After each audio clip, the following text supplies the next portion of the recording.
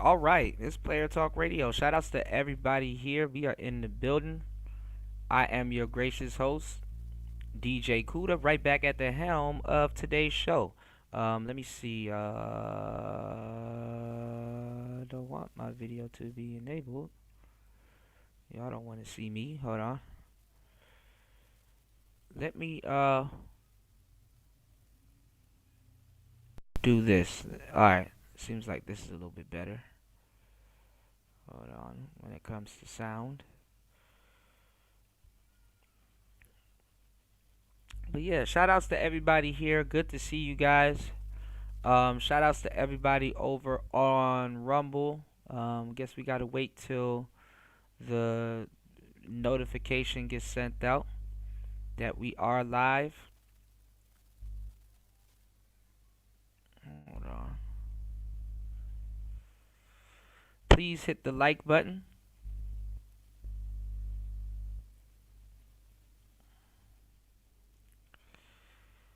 Support the show. Let me head over to Rumble. Okay, we got 3 viewers over on Rumble, man. Shout outs to everybody here. Thank you for hitting the like button over on Rumble. You could also support the show over on Rumble also by hitting the super chat on Rumble, or you can hit the Cash App via Rumble. Shout outs to everybody here, man. Oh Lord, I just pasted twice in the chat. I wanted to paste it on Rumble. Uh, we got a lot of stuff to cover on today's show. As always. Let me see.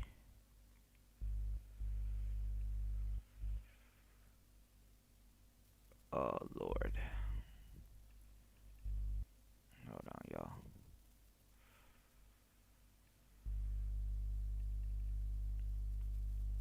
Yeah, we got a lot of stuff to cover on today's show, man. The black community is violent as hell.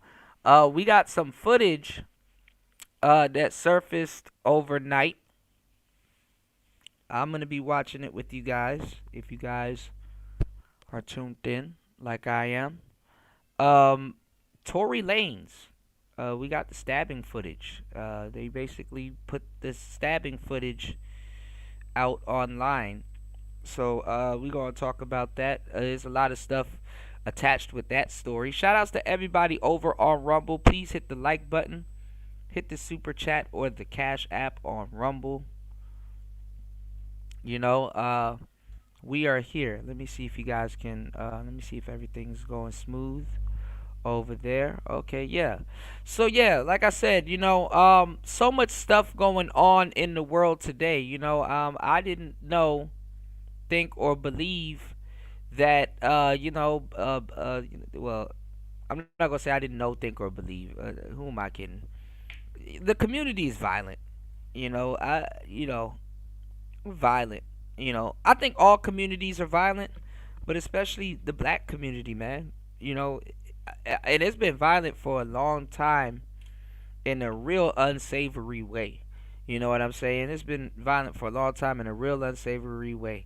Aside from us hunting each other down with machine guns and all kinds of stuff, a lot of stuff been coming to surface, in these cases that's going on. Not just this Tory Lanez case that we're gonna take a look at a little bit later, but even the Diddy case.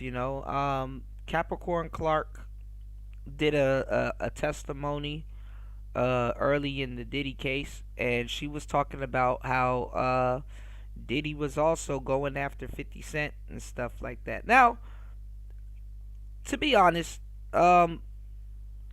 maybe people are putting extras on stuff. I'm not even gonna lie. Maybe some people they put endless extras on things. So keep that in mind. People do be putting extras, on certain stories and stuff like that to make people seem a little bit more menacing than what they really are. You know what I'm saying? Or what they've done. I mean, and some people too. They trying to get their shit off. They trying to get their payday or whatever. They see people getting paid out and they're like, hey. Let me, these, and honestly, I'm not gonna say all of these people are people that don't got nothing to lose, but let's just keep it 100. Usually, the person that's sitting in the defendant's chair, that's the person that got something to lose. You know what I'm saying? So keep that in mind. Also, um, we're gonna get a little bit more to the Remy Ma and Papoose situation. Shout outs to everybody over on Rumble. Please hit the like button and support the show. And subscribe to the channel. We get more views than subscribes. So don't forget to subscribe to the channel. I'm always live giving you guys top notch content. You know, we're gonna start switching up the format, throughout the week and weekends and stuff like that. But I got y'all. It's Player Talk Radio. We are here. You are in good hands. Um, play me on the way to work. Play me. Well, don't play me too loud at work.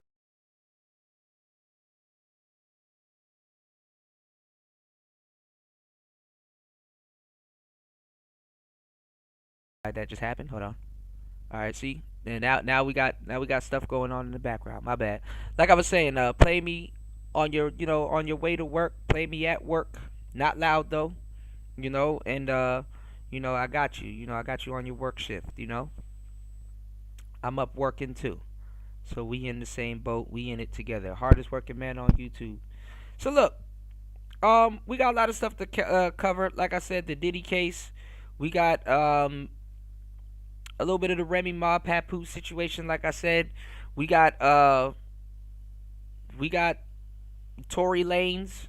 Some of the big cases that's going on right now. They released this stabbing video. So a lot of people was trying to say that uh he got stabbed for no reason. It was a Mexican race war and all this other stuff. Everybody had their stories and their questions, and just everybody was speculating. If you know what happened. And basically he was saying that he's cool with Tory. Tory was cool with him. They were cellmates and all this other stuff. They were cellies, and he said something happened to where, and he might be lying too. You really can't be listening to too much of what an inmate finna say. But he was saying that he had gotten word that Tory had put a hit on him. Now this is some. I mean, it's not funny, but it kind of is funny because in jail, if you put a hit on somebody, y'all, that's like, nigga, I put 10 soups on your head. I put 5 Kool-Aid packs on your back. It's like they got to put up other things as collateral in substitute for money. You know. So he was saying that Tory had a bulge in his pants, pause, and was approaching him, like he was gonna do something. So, you never know, and then you never know what's gonna happen. Y'all be cool for 1 minute, then next minute you're not cool. What's going on, Clean Base? Good to see you, brother. Good morning. Good morning, as always. Good to see you, man. So, you know, and then you're in jail. You can't. You're in an environment where you can't tell people or super gauge if people aren't paranoid. So you're around a lot of people. People are paranoid. So he was saying that Tory Lanez was coming at him with a bulge in his pocket.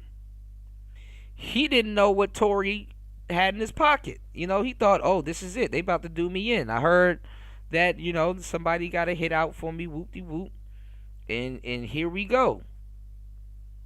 So he basically had the ups on him. if anything. He's like, okay, well, if this person's gonna pop off on me, you know, I might as well pop off on him first. Honestly, don't wait till somebody beats you to the punch or the stab or whatever and stuff like that. So, it doesn't make sense to a lot of people outside of jail. You know, I guess it's not supposed to make sense, but it is definitely jail politics. You know what I'm saying? It is definitely jail politics. You could play around, but it's not a game. Don't wait till somebody finna poke you up and get surgical with you. You know what I'm saying? You gotta make a move. You don't got time to be sitting around, waiting for somebody to have leniency on you, or whatever. You're in for it. So it's a lot of little things, that they're going through on the inside. Tory got uh transferred to another jail, and I guess he's in Gen Pop in the other jail, or I don't know if he's gonna be in Gen Pop. He's a little bit too much of a liability. You know, he's too much of a liability at this point. You know, and they got a Congress lady, some woman higher up. They were trying to say a couple of days ago that he would be free in about 2 to 3 days, but they're going over his case. Basically, the court system willy nilly giving out immunity and stuff like that. They basically granted the killer, or not the killer, but the shooter, immunity in that case. And they were going on this whole campaign on Tory about, the black men and violence against black women. And the crazy part is that you're starting to see those rumblings now also with this Diddy case. You know, I say this is goofy shit, y'all, that we're looking at when it comes down to being black and getting railroaded into the system. Believe it or not, Diddy's getting railroaded right now, even though he is a piece of shit. You know what I'm saying? But you know, um, a lot of people are like, even with the Diddy case, the Diddy situation in the Diddy case, they're like, okay, well, they're painting the picture that he's a piece of shit, and what they're doing is just showing you domestic violence. Now, yes, domestic violence is wrong. Domestic violence is wrong, but they have to prove, because it is a RICO, that it's there's kidnapping, there's organization, there's all kinds of different stuff, that this stuff is that this stuff is intentional, and he's the leader behind it. you know Let me tell you why a lot of black men are getting railroaded. How do you got all these RICO cases, right? And just humor me for a second, y'all. How do you have all of these RICO cases but only one person getting knocked? You know? And people that benefited from it, you know? That's like you go down for running a gang, right?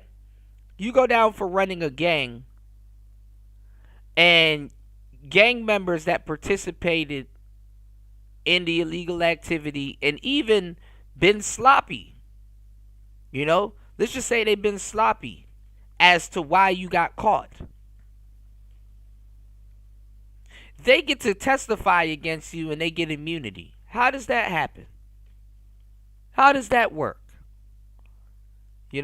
How does that happen, and how does that work? 4 people over on Rumble, 7 people over on YouTube. Let's get the likes up. Hit the like button, y'all. It's Player Talk Radio. I got y'all. 9 people on YouTube. My bad. Let's get the likes up, y'all. Please support the show. Come in righteously. Come in right. Hit the like button. Wipe your feet off at the door, because I'm going to give you more. All right? So, same thing with R. Kelly. R. Kelly, what the hell, R. Kelly went down. He's the only person that got, knocked in his own RICO case. Other people, security, all kinds of people. You would damn near have to take down the whole industry. So they throw this RICO, they slap this RICO case onto, onto the brother alone. You know what I'm saying? And then they do other little goofball stuff, like with Tory Lanez, they gave him like the gang enhancements and stuff like that. Cause I mean, honestly, the with Tory Lanez with a guy, he would have been out of jail right now. He would have been out of jail right now. So much stuff is going on, when it comes to brothers and getting locked up in certain things. And even like I said with this Diddy case, they try to make it seem like, oh well, the black man is so violent and oh, let me see if I can send this to myself, because they shouldn't have gave y'all niggas the internet. Hold on, let me see if I can send this to myself. But yeah, the black man is so violent and blah blah blah, just really going in on the brothers, going in on the brothers, crazy, as if other people weren't involved. His security guards, the person that was supposed people that was supposed to be the main ones protecting something, guess what, they get to go off scot free. They get to go off scot free. Nobody's saying a damn thing to them. You know? Hold on, y'all. Let me send this to myself real quick. Hold on, y'all. Hit the like button. Support the show. Hold on, let me see if I can find it. Hold on.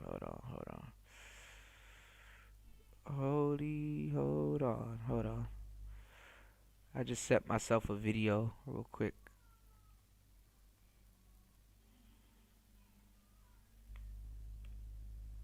Hold on. Y'all hit the like button on the way in. Double tap the screen to hit the like button on YouTube, okay? So yeah, okay, waiting for it to upload. Good. Okay, yeah. So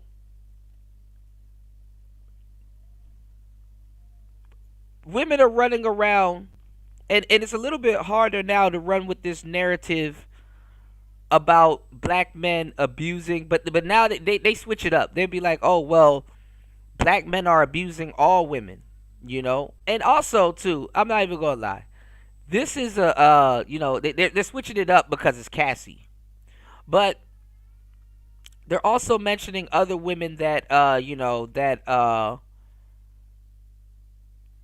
they're also mentioning other women, that Diddy has assaulted or seen, that's been around, oh, we watched Cassie get assaulted, whoop de whoop.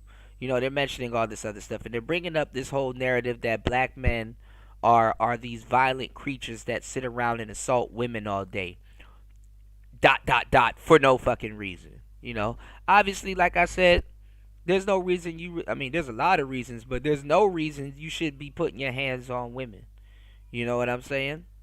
There's no reason, And if you fear that you can't, overcome that reason, then you got to remove yourself from the situation. And it's crazy that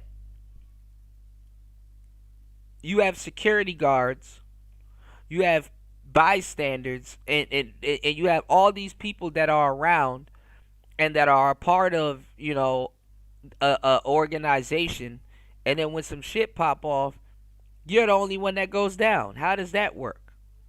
You know? Then the messed up part is that they start snitching on you and all kinds of shit. You honestly, you are going down damn near for them having a good time. You don't think the security guards partaked in any drugs? You don't think the victim, quote unquote, partaked in any drugs? They should have never gave y'all niggas the internet. Check this out.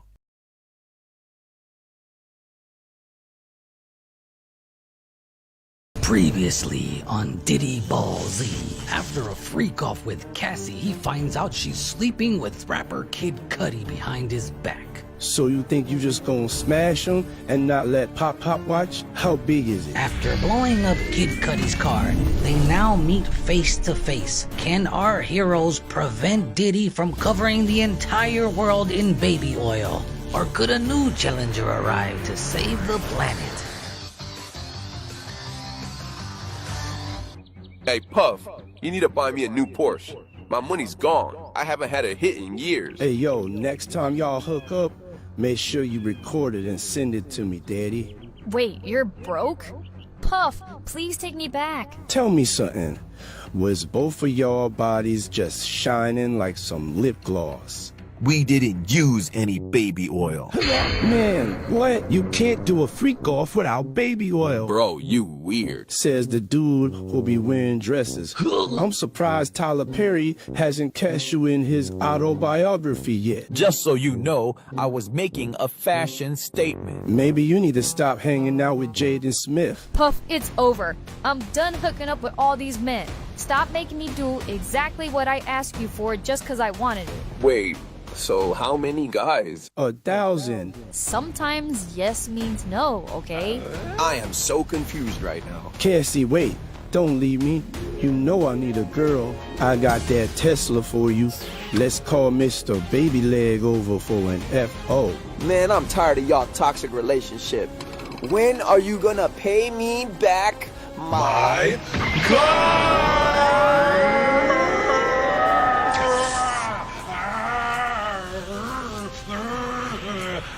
Hey, Playboy, you alright? Hey, just tell me this one thing. Did you have my girl's toes curling? Man, I wish I got to see that.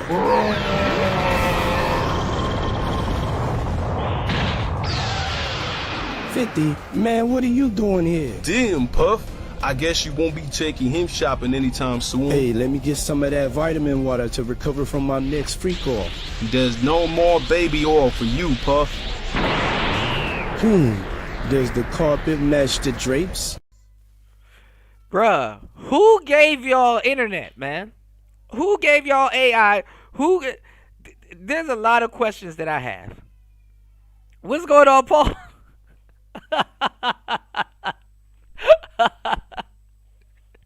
Bro, who's letting black people do this?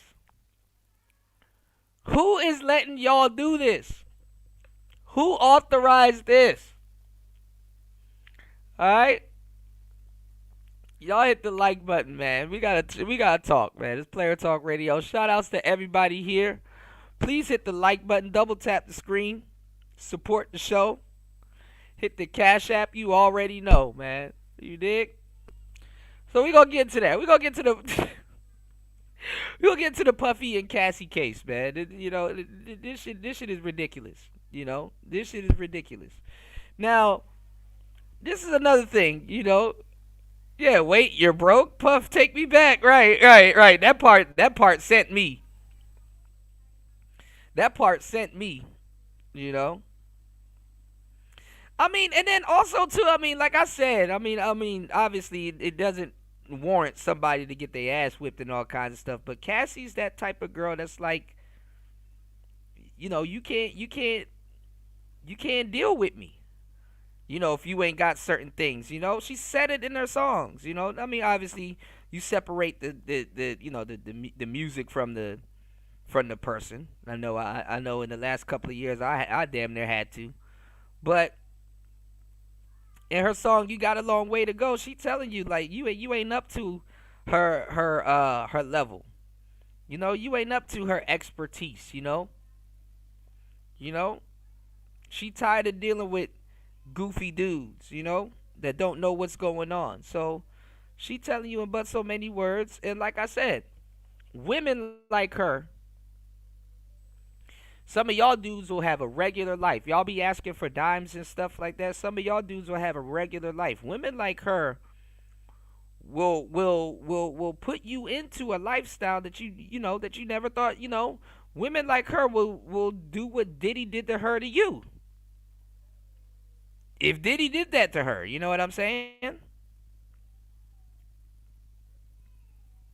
You know. So it is what it is. You know. It's just so much stuff to talk about. All right.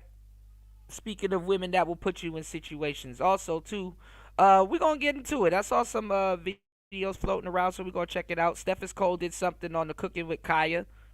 Another young man about to probably get put or put himself into a situation. But we're gonna chop it up. I'm giving y'all some really good game on today's show. Please hit the like button on the way in. Hit the Cash App. Support the show as we go. All right. Now look. Getting back to the message at hand, they were running around saying that the black man is this violent guy that just wants to destroy and do stuff to women. Okay? Now, I don't know if you guys know or seen it, because we got some footage out, and there is a video out, and Ring camera footage of the, or in audio, or, you know, more audio, of the shooting of Megan Thee Stallion. And recently, overnight, like I said, there's been footage in the jail cell of Tory stabbing. So we're going to get to that also. But in the midst of this happening, and my girl SZA came out and defended, Megan Thee Stallion. You know, SZA and Megan Thee Stallion kind of go back and stuff. You know, some of these people, they're friends. So, you know, you got to show that you stand beside certain people. I guess, right? Anyway, you've been hearing the narrative that black men don't like black women, whoop-de-woo, we perpetuate violence and blah, blah, blah. Even though, sisters, let's keep it 100, y'all are some of the most violent women on the planet. You know, whether by force or by choice. Black women are some of the most violent women on the planet. Women in general are some of the most violent people on the planet. If you go look at the statistics, since they always like to run the statistics and stuff like that, because they run that statistics. I forgot. It's such a goofy statistic. I forgot. But they were like running the statistics about women getting getting destroyed by men or whatever, and unsubscribed by men, and they were running around with this narrative that it was safer to be around the bear. You know, that came from some bullshit statistics.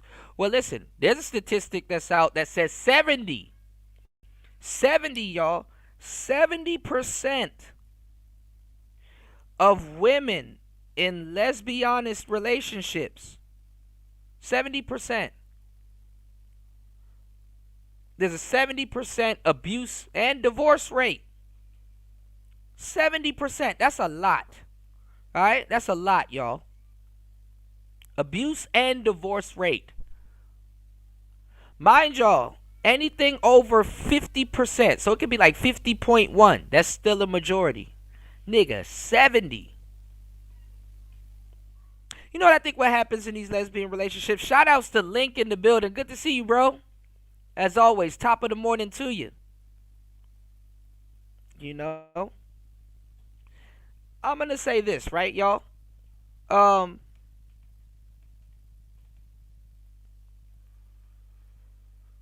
I think halfway between like violence and disagreements in relationships and stuff like that that involve women, I think halfway through it, they say, hey, halfway through this, they have this epiphany that, hey, I'm a woman. And honestly, a lot of these women that are getting into these lesbianist relationships, it's not the first time they've fought a woman before. You know? But those relationships are quote-unquote unique relationships, right, y'all? And I guess halfway through a domestic dispute, they're like, oh, I can handle this another way. With hands. You know? Hands will make her dance too. You know? Hands will make them dance too.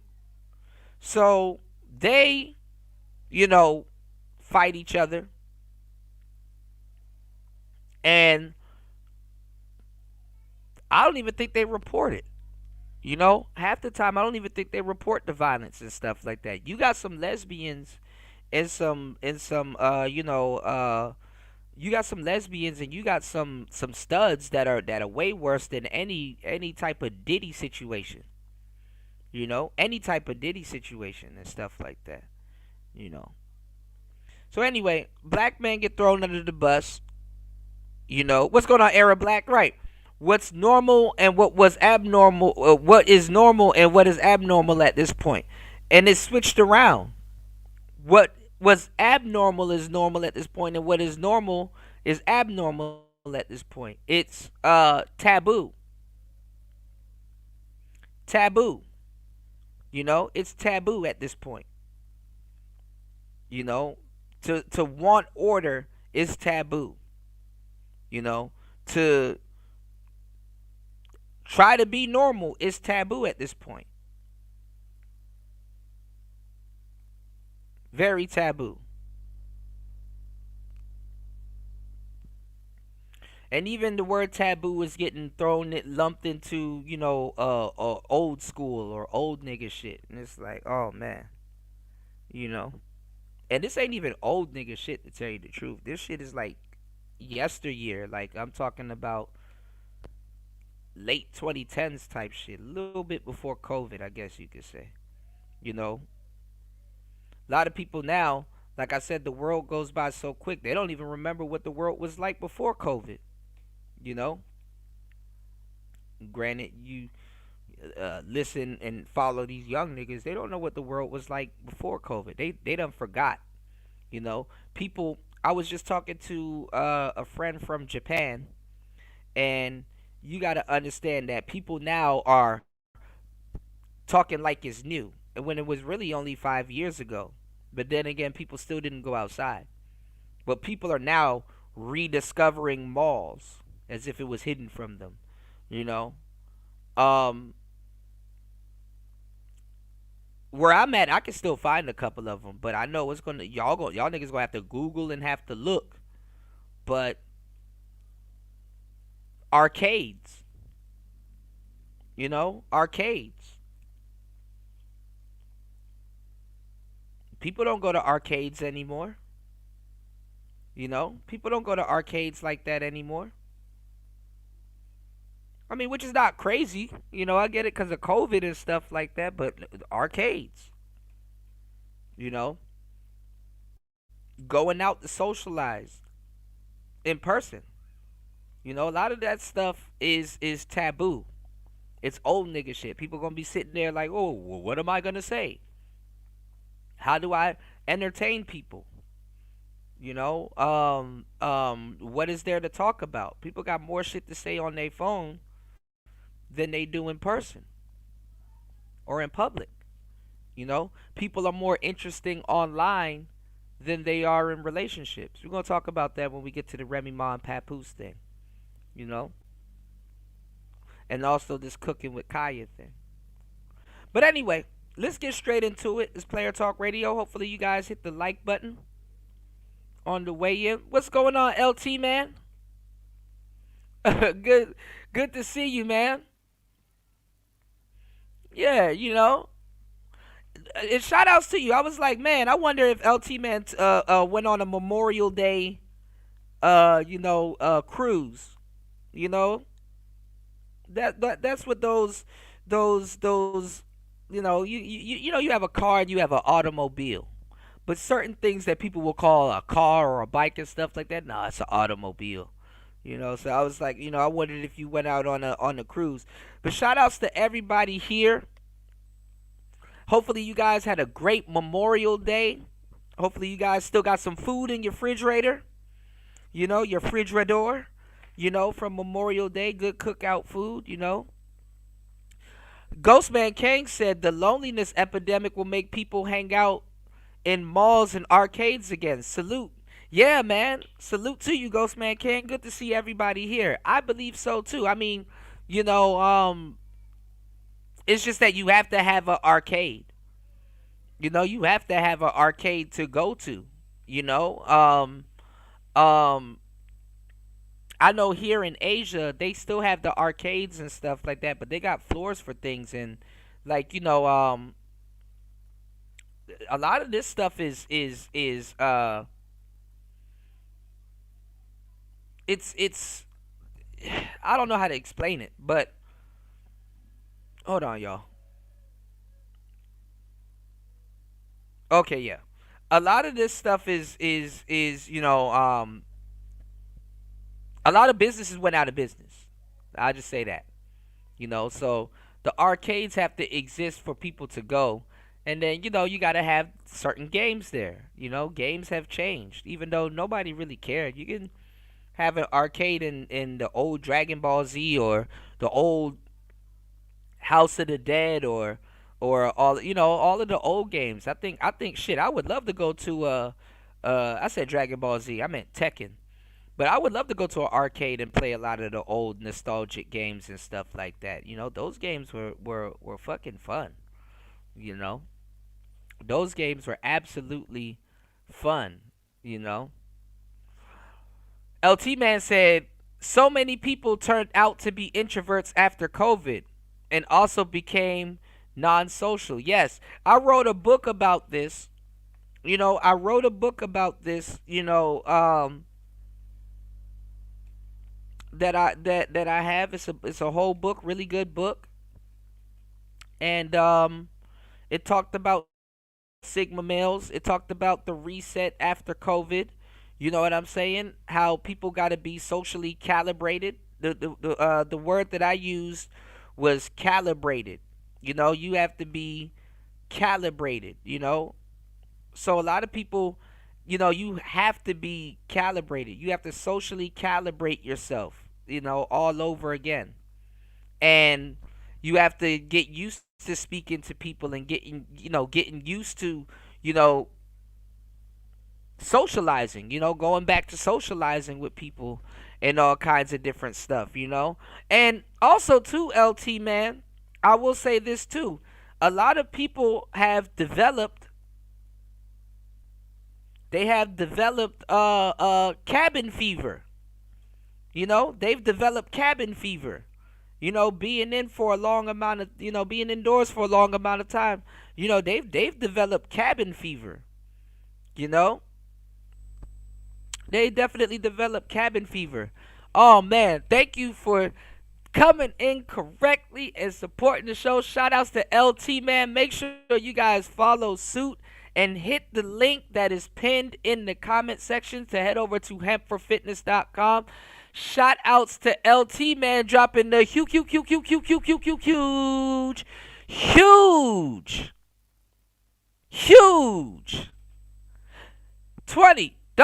on the Cash App. Thank you so much, bro, for always supporting Player Talk Radio. And make sure you guys head over to hempforfitness.com. That is hempforfitness.com. That is hempforfitness.com. Okay?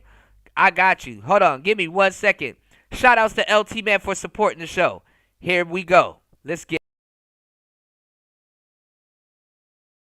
One drunk man is more intelligent than 3 women with PhDs. Thank you so much. That's thank you so much. Thank you so much. That's the Head over to hempforfitness.com. Shout outs to our sponsors at hempforfitness.com. Are you looking for the ultimate fitness boost? Hempforfitness.com has you covered, delivering premium THC, CBD, and hemp products straight to your door. No mailbox is safe because they deliver anywhere in the U.S. Use code TUBE-10 at checkout for 10% off your order. And here's the best part. Mention CUDA and get 2 free gifts with your purchase. Use code TUBE-10 at checkout for 10% off. Mention CUDA and get 2 free gifts with your purchase. You can't beat that. Whether it's recovery, energy, or performance, we've got all your THC, CBD, and fitness needs covered. Hempforfitness.com, your one-stop shop for a stronger, healthier, and happier you. Fuel your journey with nature's best.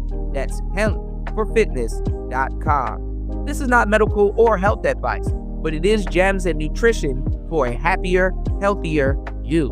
Don't be late. The results are great. Hempforfitness.com. So head over to hempforfitness.com. That is hempforfitness.com.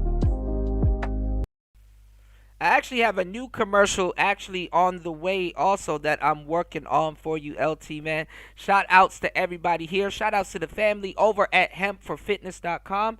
Make sure you guys head over to hempforfitness.com. Make sure you guys are taking your health, make sure you're taking your wealth and your workout very seriously. You know? Shout outs to LT, man. Always promoting health, wealth, and definitely not keeping his intentions stealth. You dig what I'm saying? Make sure you guys head over to hempforfitness.com. And listen,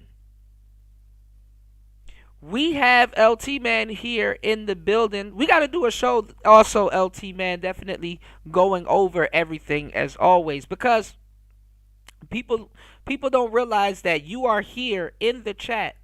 So if you guys also want to talk about your order or have any questions, you can get it answered here on the show, you know, or nonchalantly in the chat room. Because guess what? You know, you don't have to come up on the panel. You don't have to, you know, let everybody know that you're, you know. And listen, we want to promote, especially this summer, not even this summer, for your life, but especially this summer. This is going to be a crazy summer. And we're all getting older, and you guys need to watch what you're eating. You need to watch your weight. You need to watch, you know, working out and just everything. So, you know, you cannot lose by heading over to hempforfitness.com, because there's something over there for everybody, even the dogs. You know what I'm saying? Look, you can pay that big ass veterinary bill if you want. You know what I'm saying? You could pay that big ass veterinary bill if you want, or you can head over to hempforfitness.com and get you something for you and your dog. You know, your dog look out for you, look out for your dog. You know, some of y'all don't have a dog, you have a horse. Well, guess what? There's something over. Listen, if you have a gorilla, there's something over at hempforfitness.com for you. All right, so stop playing around. Hit the link and head over to hempforfitness.com. Niggas talking about some 100 men versus a damn gorilla. Not after you go to hempforfitness.com. That gorilla gonna sit his ass down. There's something over there to sit that gorilla down. All right? Shout outs to Young Jay in the building. Shout outs to Royce J in the building. Good to see you guys. Good morning. Good morning. Hopefully you guys have had a happy Memorial Day. And you guys are enjoying the weather. I know in certain places it's getting warm. In certain places it's getting you know, it's raining. It's raining like crazy, you know. So make sure you guys are somewhere indoors, safe or cool. You dig? And shout outs to everybody here. I'm here for you guys, you know. Shout outs to everybody here. LT Man said for sure, show together will be yeah, definitely. And also too, I found this feature, LT Man, where, you know, it's a feature where we can clip certain things. So I'm gonna start playing around with it. So by the time we do the show, I can clip some of the show, and cause I got like 4 tabs open. We could clip some of the shows, and I can put them on YouTube Shorts. You know. Don't sleep on the YouTube Shorts. They spread like wildfire, just as much as you know, this show would do pretty good. So I'm gonna try to switch up, guys, and do verticals and horizontals, just to, you know, bring you guys more, you know, more content also. Cause also I need to get this thing together. I can also do vertical and horizontal streams at the same time.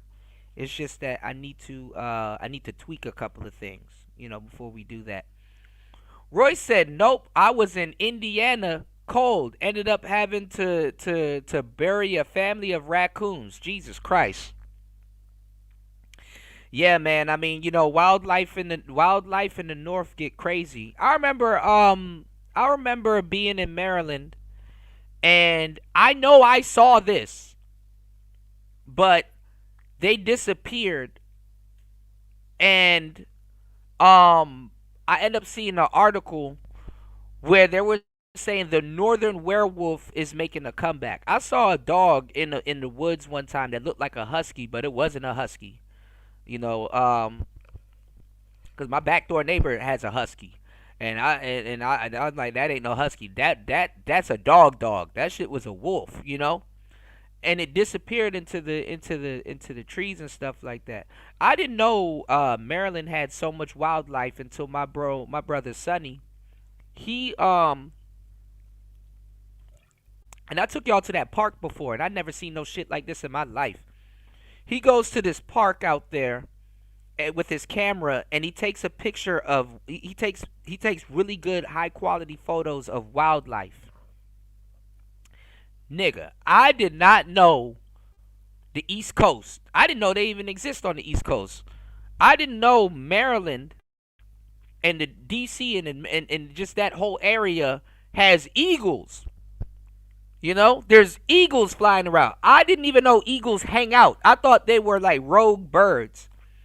But apparently it was like 3 eagles hanging out on the corner of this lake, this river, drinking water. And I'm like, what the fuck? I never seen no shit like that in my life. And then he has pictures of them and all kinds of stuff. And I remember one time when I was a kid, and I had my bike and whatever.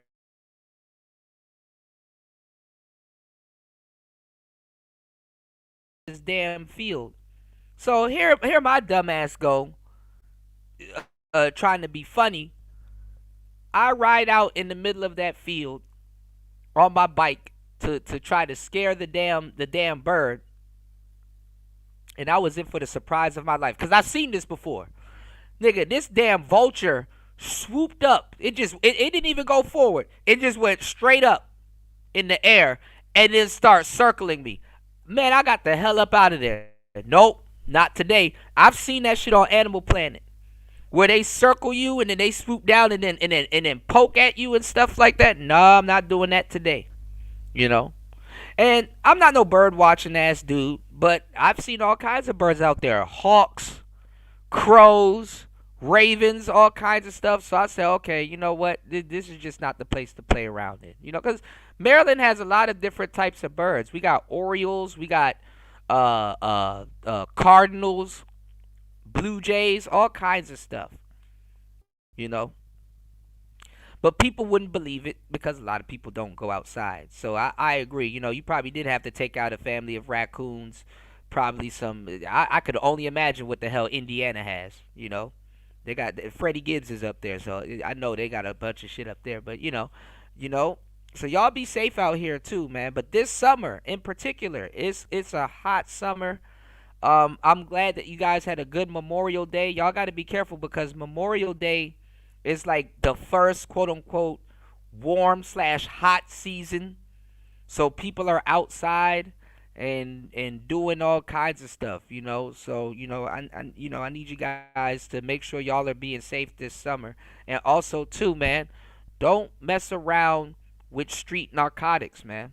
You know, y'all need to be somewhere safe and taking care of your health, you know. So that's why I promote the wealth here on Player Talk Radio. Make sure you guys head over to hempforfitness.com. You know, all jokes aside, you know, they don't play around with the quality of their products, and there's something there for everybody. Listen, I know it's a little bit difficult. I'm gonna put it in the description.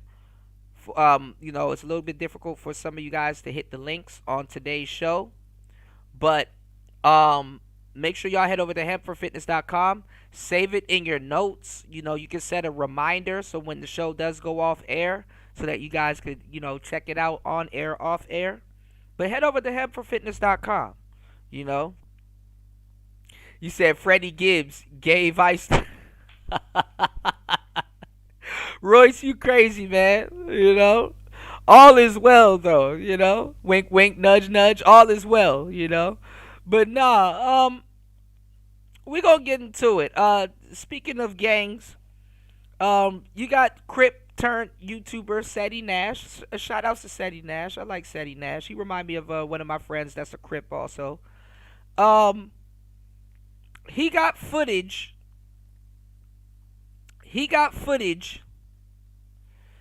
Of you know, he got footage of Tory Lanez getting stabbed. I don't know if this footage is graphics, but sometimes I go to other YouTubers that's gonna cover stuff because I know they're gonna blur it out. You know what I'm saying? Instead of me having to go scour the internet and spend an hour trying to blur this damn footage out and stuff like that. But I don't know who to believe. Y'all tell me who y'all believe. The guy said he knew Tory Lanez.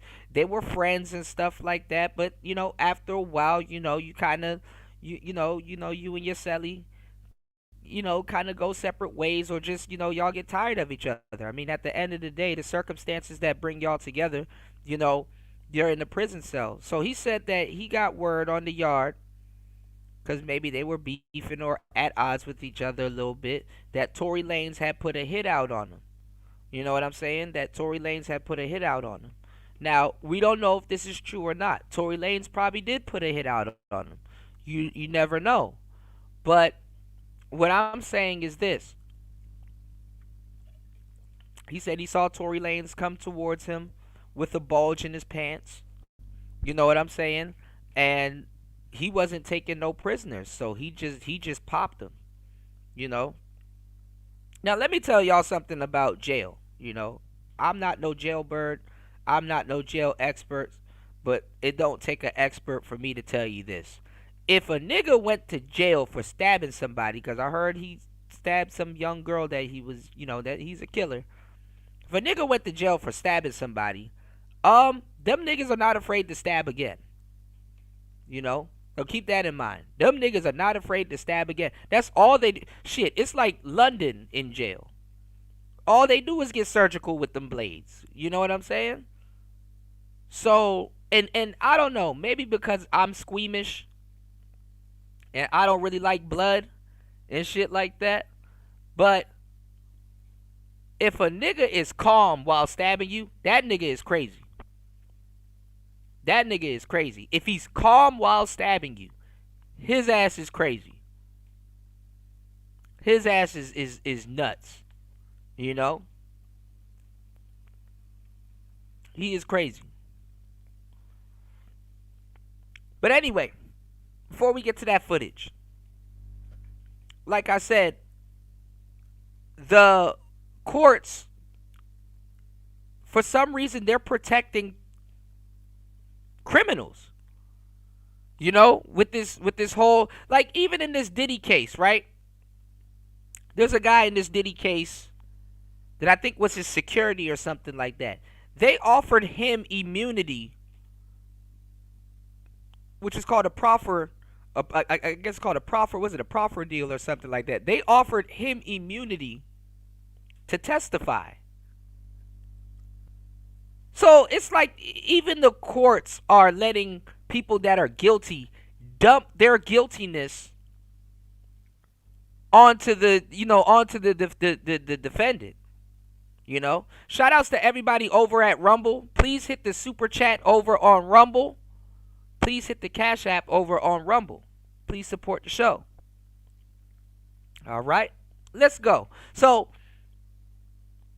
come to find out what we've said, because we solved this case more than several years ago. I even did a review of Tory Lanez album. And maybe I might go do a second review on his latest album, because maybe he's probably talking about this. So, Kelsey, the person that I've been saying that pulled the trigger, I'm not even going to say allegedly, I just think she pulled the trigger. She had a security guard that was taken, and this is not the first security guard that went missing or got compromised or something happening to him. But she had a security guard that was escorting her back and forth to the court, for this case while it was going on. And this security guard came forward and said that he overheard her talking to, like, her boyfriend or her baby daddy or whatever, saying that she pulled the trigger. She said that that she had the gun. She basically was talking to him and was telling him that Tory, you know, basically she pulled the gun because she got the gun basically from Tori's bodyguard that was there, and Tori knocked the gun out of her hand. So basically the gun went off like maybe 1, 2, or 3 times. She said that Tori knocked the gun out of her hand, and when the gun hit the ground, the gun went off 2 or 3 more times, right? Megan Thee Stallion said that Tori was on some Yosemite Sam type shit and was shooting at her foot, telling her to dance like she out in the wild goddamn west. That don't sound right. That sounds like a movie, don't it, y'all? That's what it sounds like? Well, she said that Tori was yelling, "Dance, bitch, dance." Okay? Keep that in mind. But Kelsey says that Tori knocked the gun out of her hand and it went off again. Tori's DNA was not found on the weapon. There was no gunpowder found on Tori's hands or whatever, or anything like that. And basically, if you put together what I'm telling you, is Tori, you know, because black men are just hitting black women for no fucking reason. Tori saved Megan Thee Stallion's life. Tori also saved Kelsey from going to jail. You know, they say you have 2 choices, life or jail. Life and death, life or jail. Okay. So, how is it that Tori's in jail? He saved one girl from jail, and he saved another girl's life. The woman whose life he saved lied and said that he said dance bitch and shot her. The woman that he saved from going to jail, I guess unless she talking to her baby father or whatever, she not speaking up and she not trying to go to jail, even though nothing would have happened to her. Nothing would have happened to her. She would have received a slap on the wrist. Nothing would have happened to her. And then especially nothing would have happened to her because she had a deal. She probably would have got like probation or some shit. So again, it's 2 black women sitting around watching a black man rot. But then again, Tori could have said something. He could have, you know, told. Obviously, Tori does rap about the streets. I know about some street stuff that's involving Tori. You know, I got some friends that are outside. You know, Tori is a bit of a, you know, he got a little street side to him, but he's a singer. And people, you know, and people be like, oh, well, you know, he's a singer. He's not no street guy and blah, blah, blah. Touche. But you know what it is, y'all? And I don't know if y'all been paying attention to music for the last couple of years or a decade. Music has changed. You know? Tori, he got his masters and stuff like that. You know, there's a lot of stuff, and people are trying to throw that in there. Conspiracy theorists, they're trying to speculate as to why. You know what I'm saying? Why Tory Lanez is locked up, and you know, record companies and Rock Nation and all kinds of stuff. But I'm gonna give y'all the game about the whole, music industry and stuff like that. Just the short of it. R&B is not R&B no more. Y'all attention span is so short. Like a long song right now is in 3 minutes. Like if you come out with a 3-minute and 20-minute song right now, that's a long song. Honestly, it was down to 2 minutes and 45 seconds. But honestly, with guys like Boss Man D-Lo and other guys that's coming out, man, these songs are like 1 minute and 38 seconds. Real talk. for a myriad of reasons. We've moved over to streaming. These songs are good filler songs instead of a commercial. They're about the length of a commercial. People's attention span is short, so guess what? The replayability for these songs, it goes up, because people want you to stream them. People want you to stream them. So the model has changed, and a lot of these guys that are R&B guys, like the August Alsinas, the Jacquees, the Tory Lanes, the Bryson Tillers, even the Bussy Mandilo, that shit we gonna talk about that. That shit is crazy too. But all of these R&B acts and stuff like that, they kind of had to harden themselves up. At least their image. But then again, when y'all look at it, if y'all pay attention and stuff like that, because we were just talking about this, and I think somebody just recently, if I'm not mistaken, shared something. I think it was Dr. BOA. I got another video with him. He been on fire lately, man. Shout outs to BOA.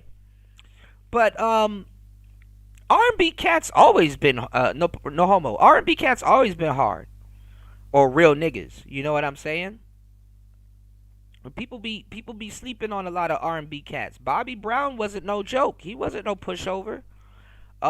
People tried to punk MC Hammer till they realized MC Hammer wasn't no pushover. So when we look at some of these cases, we got to look at it for what it really is. It's mixed in with the music industry. Diddy. Like, come on, man. Diddy had to survive the 90s, I'm not surprised he got a violent past. Anyhow, you beefing with Suge Knight. Shit, Tupac was violent.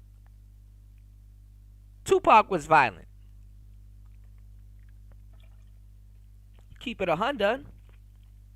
All them niggas have to be somewhat violent, or at least portray that. And I'm not even gonna lie, the people that will put their hands on you and do certain things, these are corny dudes.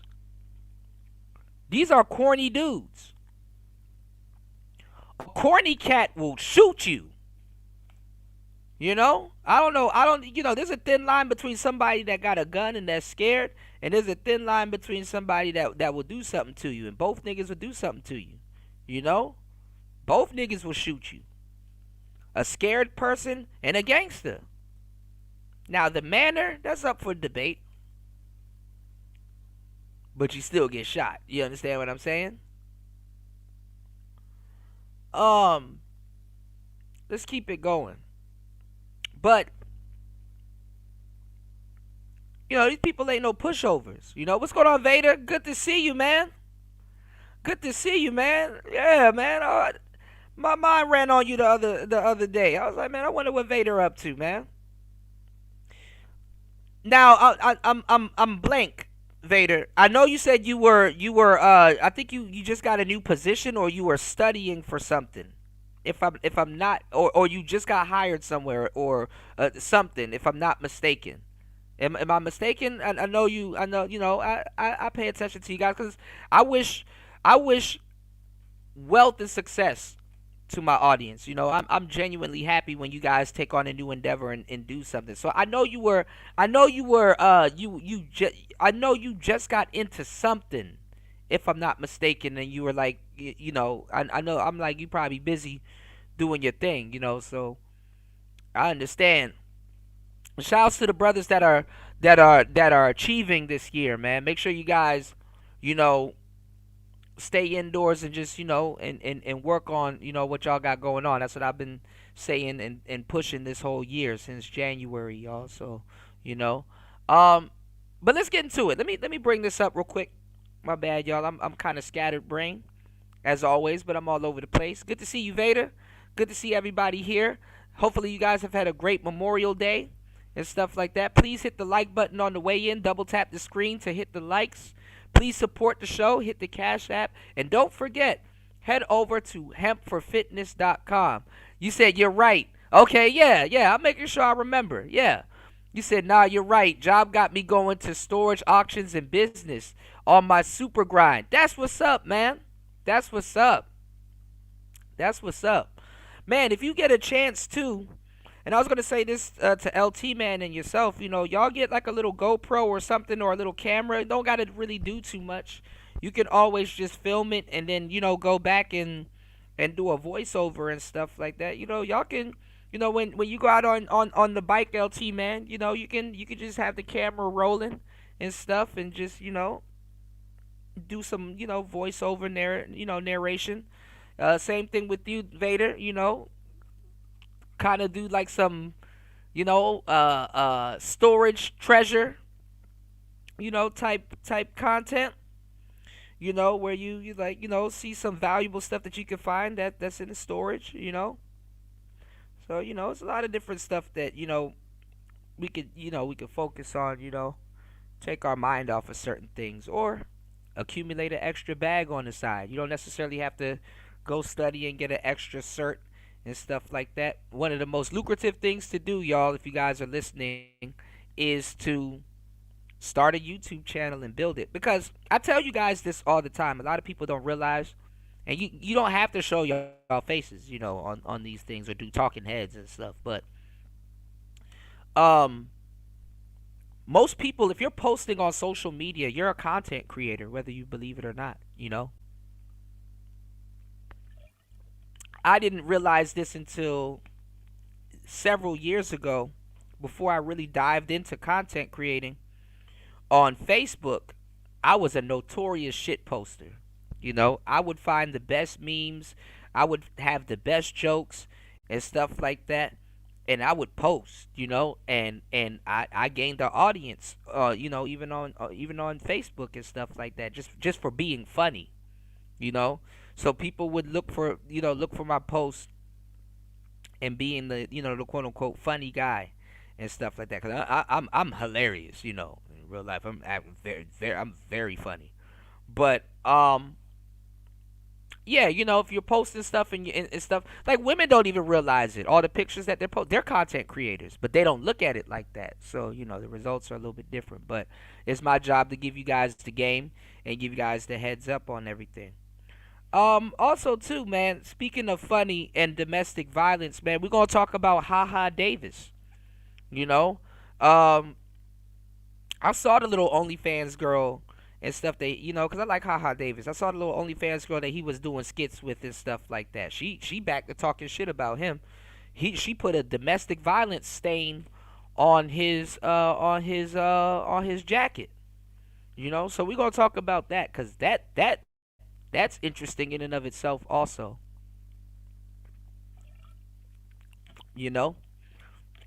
That's in that, y'all got to, like I said, y'all got to be careful with the type of women that y'all deal with, and yeah, the craziest women got the best coochie. I get it. But it ain't Gucci when you chasing after that type of coochie, man. I'm going to say this too. She not even worth it, due to what she's doing right now. Ultimately, in the end, his profession would save her. But this is what I wanted to say also too, before we get before we get off of that situation, is that y'all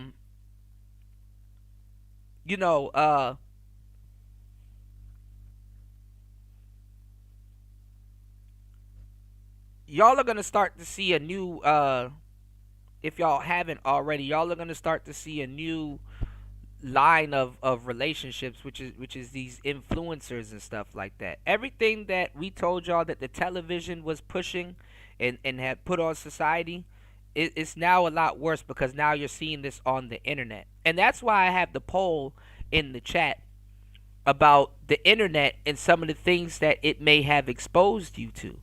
You know what I'm saying? Because yeah, you may have heard about a lot of different things going on, but would you have believed it if you heard it word of mouth? Whereas on the internet, they got video of certain things, and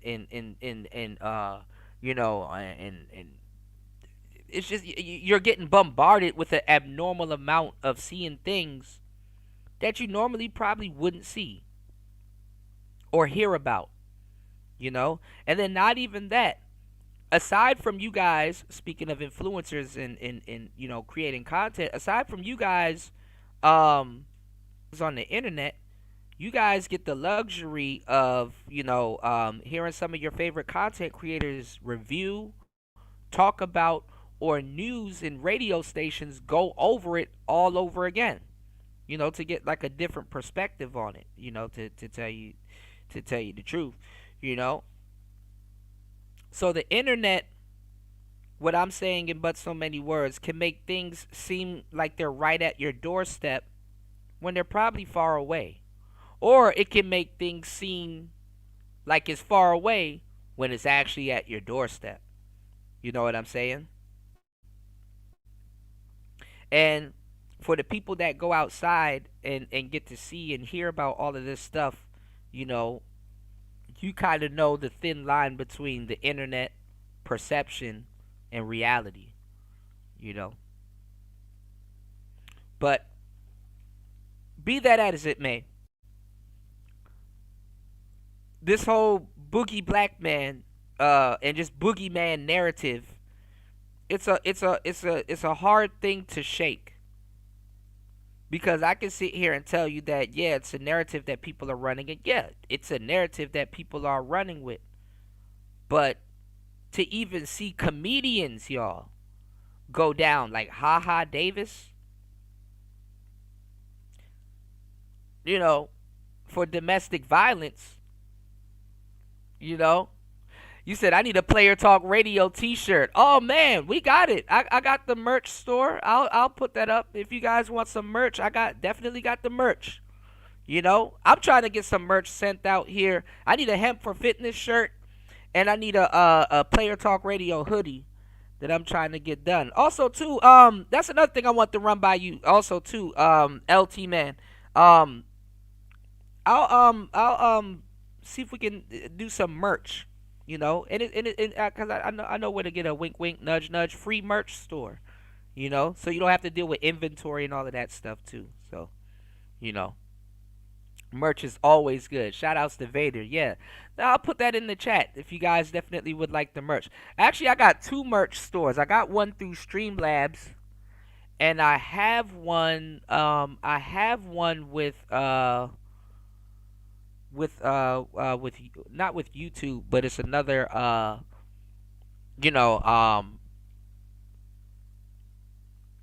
put both of them in the chat if you guys would like to check out the merch. You know what I'm saying? I appreciate you, Vader, as always, and it's good to see you, man.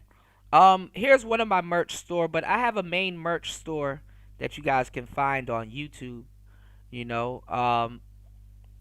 Just endless work. Y'all know I'm hardest working man on YouTube.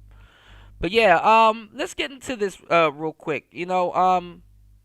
Like I said, it's hard for us to shake this domestic violence boogie black man, trope on the internet, because oh shit, and O'Shea just did another video on Haha Davis, so we might have to check that out. It's hard for us to shake that narrative, because you got Haha Davis up here assaulting his girlfriend. We're not even going to get into the Diddy case. Y'all already know about that. Then you got this whole Tory Lanez thing going on with Megan Thee Stallion. Niggas are shooting at bitches. You got DDG and Halle. She claimed that DDG done chipped her tooth. So everywhere you look up, it's some man doing something to some unsuspecting woman. But let's get into it. Shout outs to Seti Nash. Let's see this Tory Lanez. Let me see if it's gonna do that. Oh man, is all right. Let me tell you. This thing is acting up. Give me 1 minute, y'all. I will be right back. Give me 1 minute. Hold on.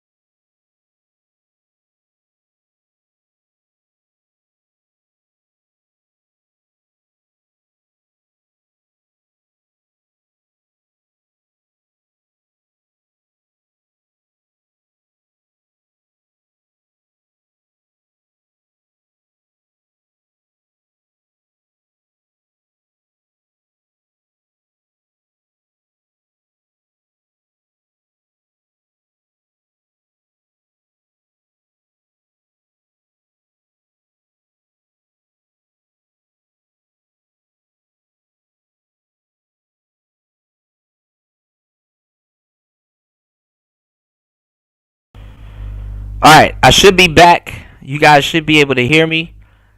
My bad, y'all. I have this thing where I have to restart my whole system before this thing can actually work properly.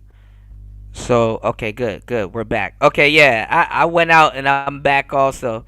Okay, yeah. Hold on. Are we back? Hold up. Uh-oh. Alexander O'Neal. Hold on. We should be back. Hold on. There we go. Okay. Yeah. I left and came back. Yeah. Alright, good. You guys are still here. Okay. I had to go out and come back in, y'all. So, my bad. Alright. I had to go out and come back in. Alright, let's look at this Tory Lanez stabbing footage. The essay story about what happened with Tory. Let's just say that it was pretty bad. I ain't gonna hold you. It's kind of disturbing to watch, but I'm gonna blur out what I can. But you should still be able to see enough. And if you want to see the full thing, head on over to @SetiNash. What's going on, UFO Kamikaze? Alright, I'm starting to see some of y'all messages I haven't seen before. Alright, let's go. On Instagram, and you can actually see Tory Lanez's stab wound photo as well. Oh, let's shit. Go.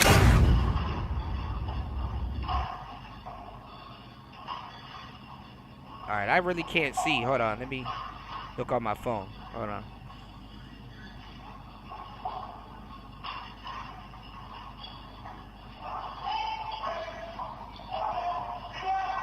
Dang.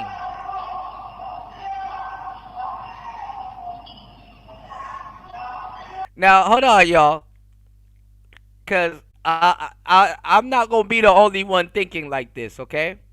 Y'all please hit the like button, support the show on the way in. Hold on now. Now, people said that Tory was screaming.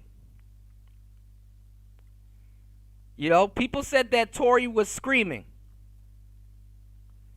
Let me see if I can zoom in. Good question. People said that Tory was screaming. I can't zoom in here. I would have to like back out and then do this. I don't know if that helps.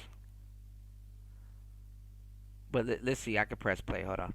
Now, people were saying that Tory was screaming. So, you know, a lot of people want to, I ain't gonna lie, a lot of people want to hear the Tory screaming for his life, you know? Now, I know it's fucked up, but I know why people are looking to see this video. Because they want to hear a nigga go, ah! They want to hear somebody just hollering and screaming, you know? Not wailing, but what's the word I'm looking for? Weeping, you know. Yeah, it's not funny, but that's what the internet is looking for. Let me give y'all an example, right? What's going on, Stoic? Let me give y'all an example. You know when Quando Rondo's friend got shot and he was yelling no? Yeah. Little Durk people are sick. You know, Little Durk didn't take that footage and turned it into a soundbite and used it on his mixtape. The fans did. The audience did. So if Tory was in there, you know, just ooh, like hollering and shit like that, man, they gonna use that. That's what that shit is for. And he is screaming like that, see?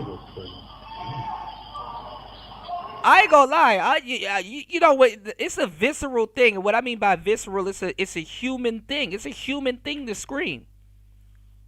You know, shit. If somebody popping you with a knife and poking your ass up, nigga, I don't give a damn. I'm liable to sound like you gutting a pig, bro. You don't know what type of sounds you gonna make. You getting stabbed in the head and in the face and shit? Oh, hell no.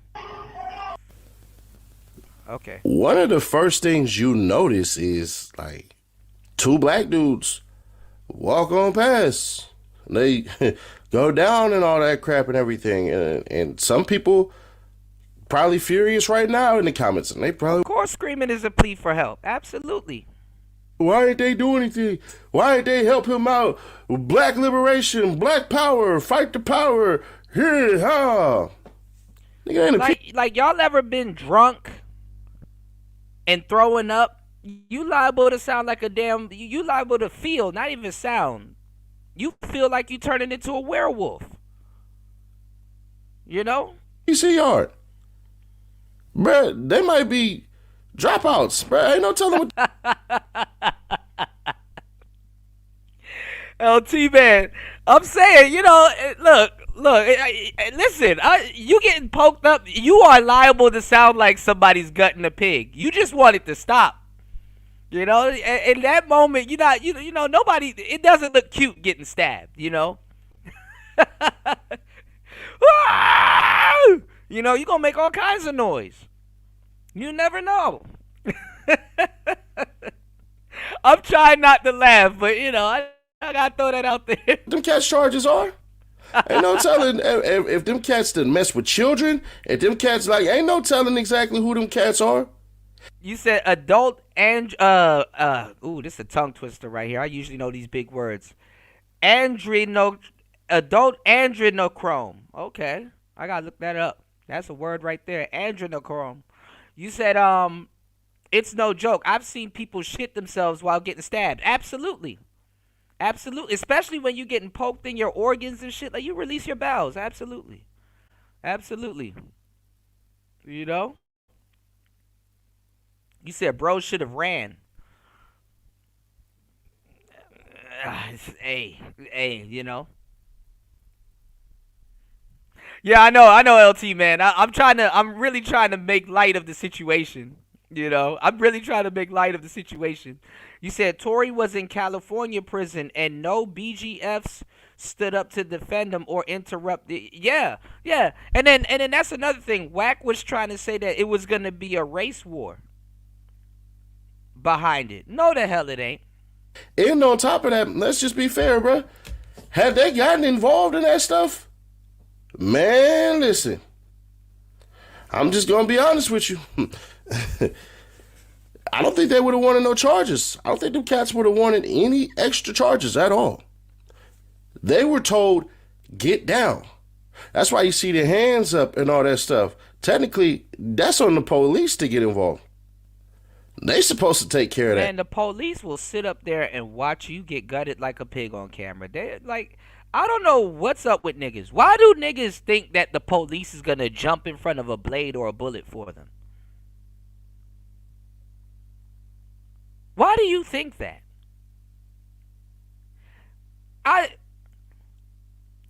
You're a civilian and they ain't gonna do that for you. You think they're gonna do that for a prisoner? Oh, you out your damn mind. Tory Lanez instincts kicked in. Kick like Chung Lee and jump up out of there. Cuz ain't had no knife on him. So that story that Essay told, bro, that ain't true at all. Because if you're looking at it the way you're supposed to be looking at it, you see Tory Lanez essentially damn near get snaked. So Tory Lanez gets snaked. Police kind of see it. I don't think, it didn't seem like, and I'm just being purely speculative. I don't know. I ain't talked to none of them dudes. I wouldn't even want to talk to them dudes. It seemed like the only thing a police officer can do in that case is be a deterrent to get him to stop stabbing you. Because I ain't gonna lie. I mean, sometimes when they see the police, they gas up. Yeah, the COs ain't gonna get in the middle of an active stabbing. Hell no. If he doing that to another prisoner, it's like, what the hell he gonna do to me? Shit.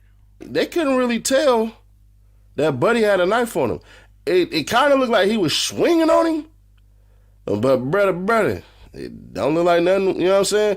So there's that, and them cats... He poking you up like Assassin's Creed. Ain't in no GP yard. If this would have been a general population yard, none of that crap would have happened at all. Tory Lanez on a 50-50 yard. Not everybody in there is thugging. Not everybody in there is rocking. Not everybody in there is his friend. All them cats that you just seen, all the disappointment and stuff you had like that, bro, them cats been walking around in shame and disappointment when they got in there for the charges that they got.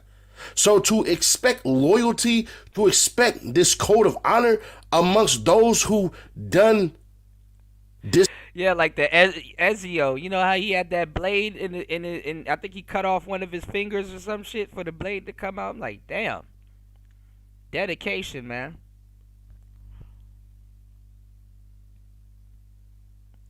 Now, they said his lungs collapsed. So,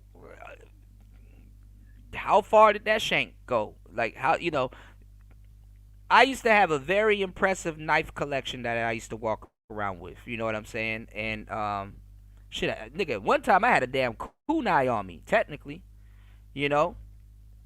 So, a lot of people be like, man, Austin Metcalf and Carmelo Anthony shouldn't be with. Man, listen. Where some of us are from, it is Mando to walk around with a knife on you. And then not even just that. You're a young man. Men walk around with knives on them. They do. I don't know why people are acting like this is a fucking new thing.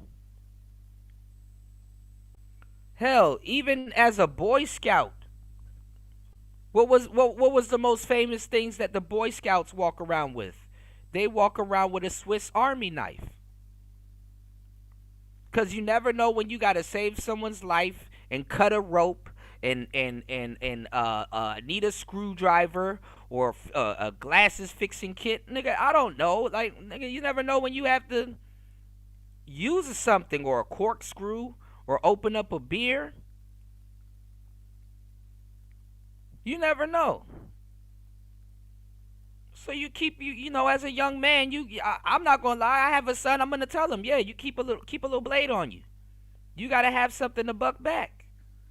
And honestly, it's really not something with the intention of bucking back. It's just to have something on you to protect yourself or free something or do something. A knife works wonders. Shit, even the crocodile hunter had a knife on him, and it wasn't to kill no animals. You know. UFO says law enforcement trained certified in SRT response. Right. They think y'all gonna jump in front of a damn bullet for them and shit like that. Hell no. Unfriendly Stoic said, I keep it on me in NYC. Absolutely. Mando. Dishonorable things. Mando Fernando. That shit is mandatory. For them to gallantly walk up and be like, Tory Lane's getting jumped. Pow! Like, no, what the hell? What the helly? Nah. What the helly, Barry? Royce J said, I keep a firearm and a multi-tool within reach 90% of the time. Absolutely. That's definitely not what was gonna happen. Look, just look. I want y'all to really look. I'm gonna zoom in on the part where Buddy is walking up with his hands. And they're basically saying, I'm not about to get any extra charges for this. That's what they doing. So I want you cats that's about. Well, they know him too, because guess what? They know him too. That they know they're gonna have to deal with his ass once the smoke settled and cleared. They're gonna have to deal with his ass once that smoke settled and cleared. So yeah, keep playing. Keep playing. They're like, nah, he gonna stab my ass too once Tory is gone. He gonna be like, didn't you help Tory get out of? Yeah, I'm gonna pop your ass next. What you gonna do to somebody that already got life in jail? They already got life.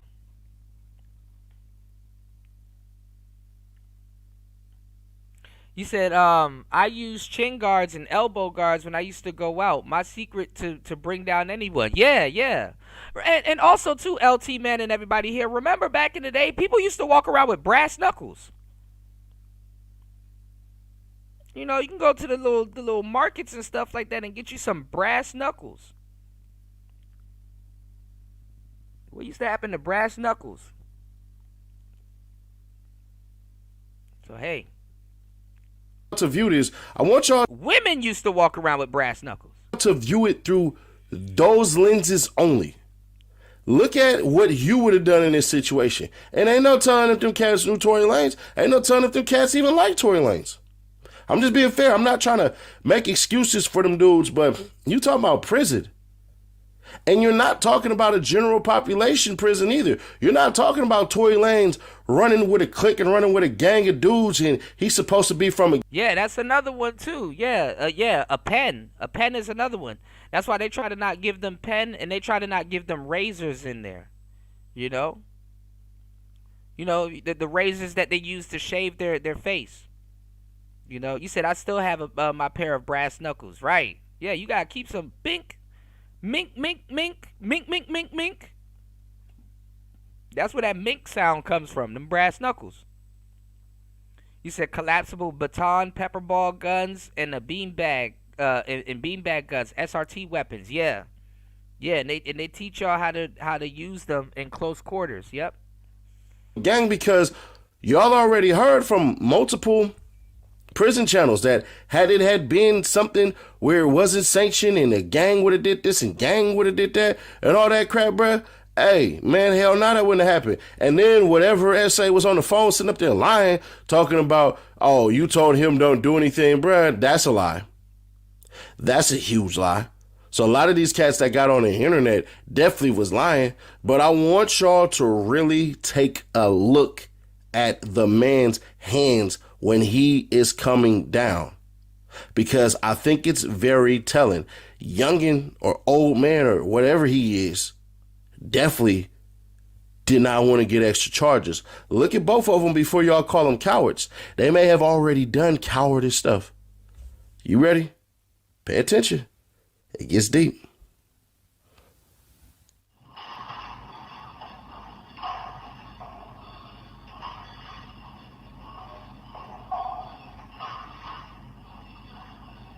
I can't see shit.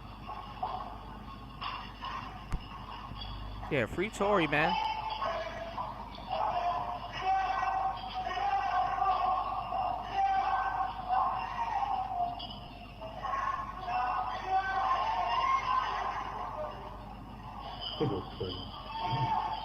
Bro know where the camera's at too.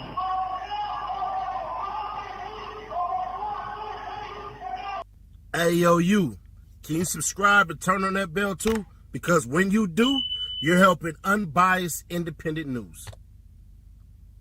Yeah, so some people got upset with me when I said this.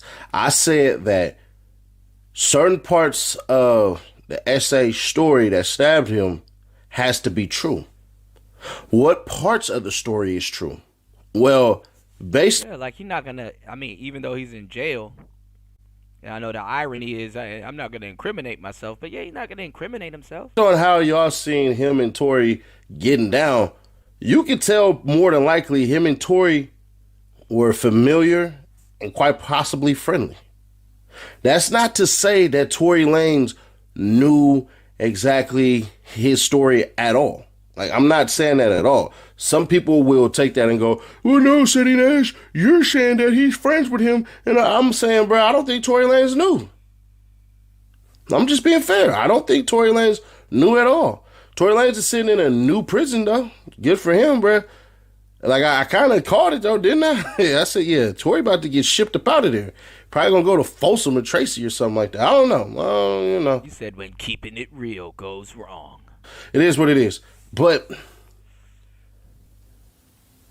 that right there, that ain't no hit. That's rage. That's anger. That right there, bro, that's somebody trying to get somebody out of the way. Yeah, it's a burst of anger.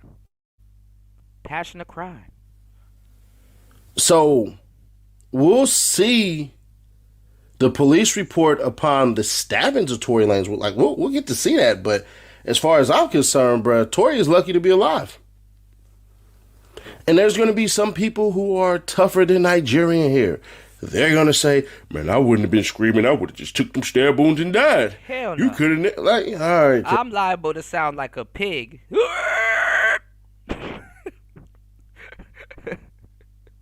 Yeah, I'm liable to sound like a rooster. Shit. Hell no. That's cool. For all you penitentiary hounds and, you know what I'm saying? You don't know what type of noise you gonna make with somebody popping you like that, especially upon discovery. You cats that's used to doing jail time and all that, sitting down vets and all that, that's cool. All that's cool. That don't mean nothing. To the general public, it really don't mean a damn thing. I'm just gonna be fair with y'all. It doesn't. So there's that. But the fact that Tory Lanez is still alive, I'm finna sound like a warthog. I'm finna y'all know one of them little dangerous pigs that be destroying livestock. I'm finna sound like one of them with the horns and shit on the nose. I'm finna sound like a wildebeest. That's one of those, bruh. Yeah, I said it ain't your time. Now, will this flip and reverse anything? No. Some of y'all try to say, some people on Twitter, I just ignored them, try to put up this whole case as to why Tory Lanez couldn't get the hearsay from Kelsey Shooter in there. And next thing you know, the paper popped up, which means I know what I'm talking about. I don't know what you was talking about. But like I said, that paperwork had to be filed, and we'll wait and we'll see, because the video that I have is probably about 30 minutes where it's nitpicking at what Megan said. It's nitpicking at what Tory produced. So there's that. But I can tell y'all what's not going to happen. Tory Lanez is not going to be walking out that prison anytime soon. He's going to be doing his time. And some of y'all will be upset about this because it's going to seem like I'm not compassionate about all of this stuff, bruh. I don't want to see the dude die in prison. I don't. I still believe he shot. 10 years is crazy. And this guy still believes he shot Megan. Jesus Christ. But the people are like, well, it's been adjudicated in the court of law, so come on now. Megan Thee Stallion, there's nothing that has been provided to me that tells me anything differently. So for y'all who gonna sit in here and get in the comments and cuss me out and say all this stuff and everything like that, oh, who paid you and all this stuff, let me help y'all out real quick. Think of the realm of possibilities that you may be wrong. Just think.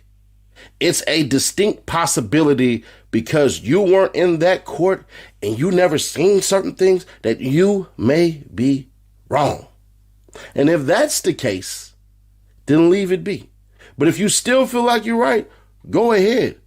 But insinuating that I got paid and all this stuff to run something, no. You can go look back at the beginning of my videos. Just type Seti Nash, Tory Lanez. What's going on, AZ Tech? LT Man says some people getting stabbed sound like Meek Mills at a dish. And you will see I was with y'all up until a certain point. And what I seen. Speaking of Diddy Party, who gave y'all the internet? Previously on Diddy Ball Z. After a freak-off with Cassie, he finds out she's sleeping with rapper Kid Cudi behind his back. So you think you just gonna smash him and not let Pop watch? How big is it? After blowing up Kid Cudi's car, they now meet face to face. Can our heroes prevent Diddy from covering the entire world in baby oil? Or could a new challenger arrive to save the planet? Hey, Puff, you need to buy me a new Porsche. My money's gone. I haven't had a hit in years. Hey, yo, next time y'all hook up, make sure you record it and send it to me, Daddy. Wait, you're broke? Puff, please take me back. Tell me something. Was both of y'all bodies just shining like some lip gloss? We didn't use any baby oil. Man, what? You can't do a freak off without baby oil. Bro, you weird. Says the dude who'll be wearing dresses. I'm surprised Tyler Perry hasn't cast you in his autobiography yet. Just so you know, I was making a fashion statement. Maybe you need to stop hanging out with Jaden Smith. Puff, it's over. I'm done hooking up with all these men. Stop making me do exactly what I asked you for just because I wanted it. Wait. So how many guys? 1,000. Sometimes yes means no, okay? I am so confused right now. Cassie, wait. Don't leave me. You know I need a girl. I got that Tesla for you. Let's call Mr. Baby Leg over for an FO. Man, I'm tired of y'all toxic relationship. When are you gonna pay me back my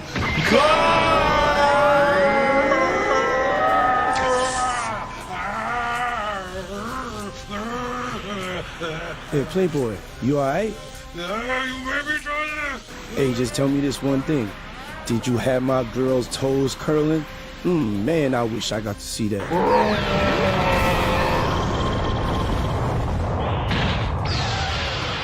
50, man, what are you doing here? Damn, Puff. I guess you won't be taking him shopping anytime soon. Hey, let me get some of that vitamin water to recover from my next freak off. There's no more baby oil for you, Puff. Does the carpet match the drapes? Oh man, they should have never gave y'all AI, internet, none of that shit. Al Gore, listen, y'all acting up on Al Gore's internet. What's going on, Just being Jazzy? What's going on? Good to see you, love. Happy Memorial Day. You know, hopefully you guys have a great Memorial Day. My bad. I know it's a little bit after, but you know, hopefully y'all had a great Memorial Day. If I haven't seen you guys, happy Memorial Day.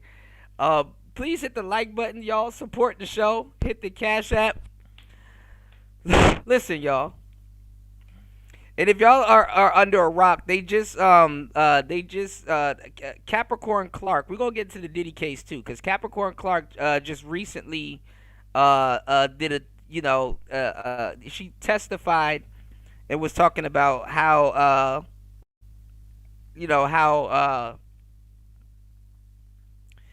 how the Puff wanted to take out 50 Cent too. You know, so you know, these next coming shows are going to be interesting. Please hit the like button and everything. Shout outs to Just Being Jazzy. You said tomorrow is your birthday. Come kick it with us tomorrow. Happy birthday. Yeah. They were like, Diddy wanted to take out 50 Cent also. It's a lot, LT, man. We going to go over it. You know, I am here. I'm going to be dropping all the news and information on you guys. 50 Cent went to the game earlier last night. 50 Cent went to the game earlier last night, and he had on a Free Diddy t-shirt. You know, he had on a Free Diddy t-shirt. So he was clowning also at the game, you know. So shout outs to everybody going to the Diddy party.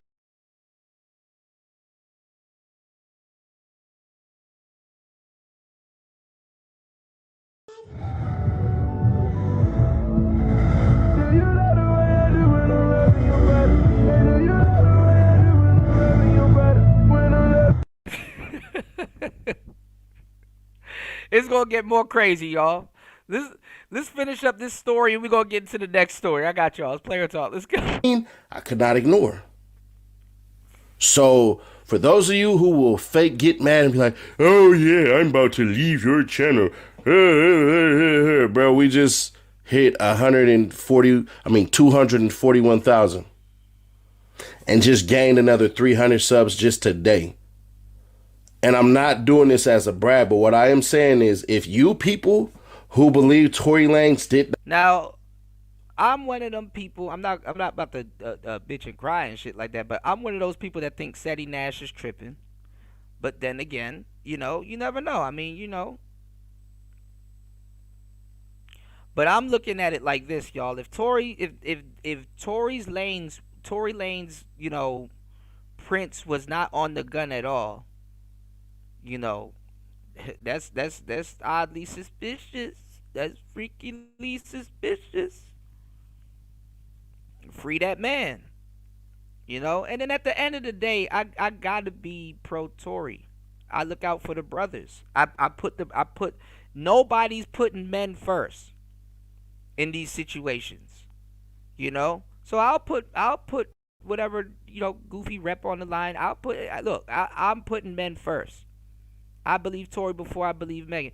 Megan already told y'all she already looked another black woman in the eye and lied. That's funny. She said he like Jay Prince. That's funny as hell, Jazzy. She already looked another woman in the eye and lied, and then went on the internet and laughed about it. She said, I lied to Gayle King, when everybody knew she was lying. Even Gail knew she was lying. But back to Gail. Alright? It's player talk. 50 is the master of trolling. The funny part about that 2LT, man, is that 50 is talented. But you know how they say how you finish is how you end? So it's like he started his career off trolling. So it's kind of like he got stuck in that loop where it's like, now I got to keep trolling. So he got to troll for the rest of his career. It's kind of crazy, you know. If 50 drop an album right now, I'll definitely go get it, you know. But hey. Not do it, are so in your feelings that somebody would disagree, then I had to ask you, why are you so biased? But you know they getting into Seti Nash's ass, pause.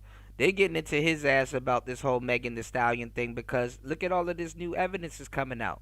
But then again, you know me, y'all. I'm not gonna play quote unquote devil's advocate, but I will say this. With all this new evidence coming out, you know, with Megan Thee Stallion and her lying,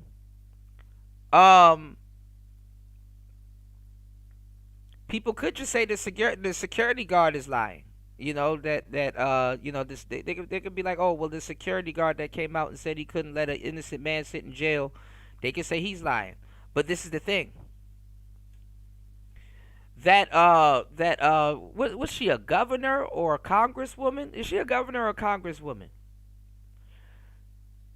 She basically said that new evidence will be dropping, and there's camera footage, Ring TV footage, and you can hear the gunshots going off. You can hear the gunshots going off for sure, right? But you know what you don't hear? Because if he was yelling it, you would kind of have to yell it over gunshots, right? You know what you don't hear when those gunshots are going off? You don't hear Tory Lanez yelling, "Dance, bitch." You don't hear that. And I don't get it. I mean, you know, even with the Zimmerman case and all that other stuff, you know, it's like I don't know. You know, like people be sounding when they say, "What did this person say to you before they stabbed you or shot you?" and shit like that. People make it seem like they're in an old Western movie and shit. You know, you gonna die, honky. You know, it's like they try to make it seem like people are saying like, you know, like movie quotes before they do something. You know. So I don't know the validity of it, but like if he doesn't play it, if you guys want, we can go check it out, or I'll do it on another show. But y'all can go look at the Ring camera footage. There's nobody. I'm pretty sure you will hear somebody. If somebody yelled it, you would hear somebody yelling "Dance, bitch" in the background. You don't hear none of that. You don't hear none of that on that footage. You don't hear none of that. You know, and somebody yelling over gunshot fire. You know, over you know, somebody yelling over that. You'd be able to tell. You know, so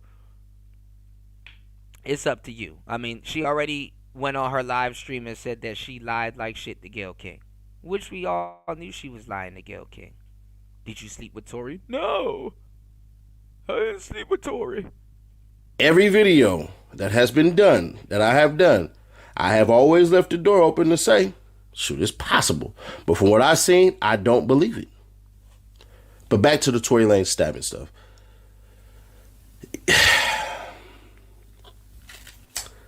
This is the viciousness LT, man. that exists in prisons all across America. This is not a California thing. So please don't say this your last stop. This your last stop, cracker. Like it's like on some blaxploitation movie type shit. I don't know. I'd be mad as hell if somebody killed me and said some crazy shit to me like that. Like that's the last words I hear. sit here and give us this title of we the only people that's stabbing people and all this stuff. Because remember Mano, didn't he get stabbed in his face in prison? It's called a $1.50. It's called a $1.50, and a lot of people don't. You know, this generation is so. It make me feel old. This generation is so behind on some of these terms and words and stuff like that. I can't help but feel old. It's called a $1.50, y'all. It's called a $1.50. And listen, I want y'all to pay attention. I'm gonna drop some game on y'all.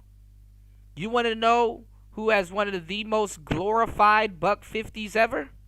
We were just talking about it the other day. The Joker. Oh, yeah. How much game I got to drop on one show? Y'all hit the like button, support the show. Hit the Cash App. Listen to what I'm telling you. The Joker. The one that y'all like. The Heath Ledger one. Remember I was telling y'all just the other day that I like Jack Nicholson's Joker? Well, guess what? The red dye and the marker going all across Joker's face is not necessarily a $1.50, but that's a modern $1.50. The more you know. Let's go. They call it a $1.50. I believe that's. Oh yeah. See, look, he said the $1.50 right there. See. Yes, I think I don't know if Seal had a $1.50. Seal looked like he got hit with a electric baton in the face, like he had to. But I guess Seal. Technically, I think that's a buck. Yeah, say your prayers, bitch. Say your prayers, bitch.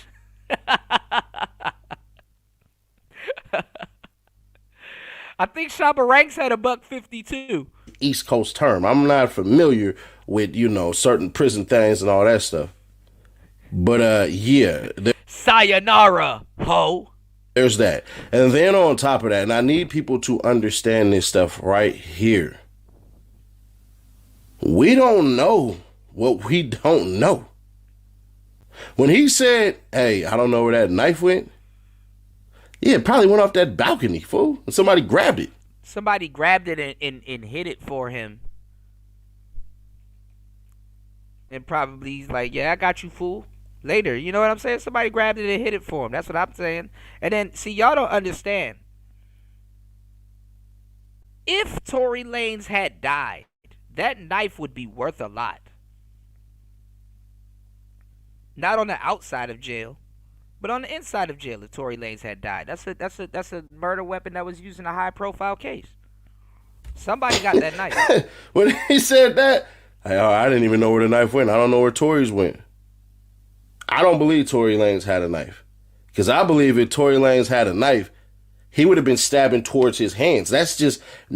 LT Man says, I remember one time I was in my car and someone snuck up by my window and he had his hand behind his back and asked if I was Hispanic. He said, meanwhile, he had his hand in his back. He said, I responded, do I look like a witch?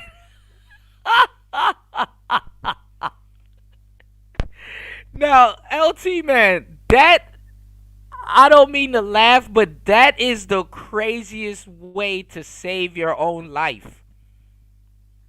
That is a crazy way to save your life. The irony of that. Wow. Wow. Yeah. That's called being preemptive. Sometimes you do have to perceive what is about to happen, even if you have to cower. Yeah. That's wild. Natural instinct. Because dude had one arm on him and was stabbing him with the other stuff. So there's that, bro. But that's a weird way to save your life. You said, and the last words, what do you want on your tombstone? Right. Y'all don't be watching those news stories where they're like, man that got stabbed by a knife. Last words before he got stabbed by a knife. What are you gonna do? Stab me?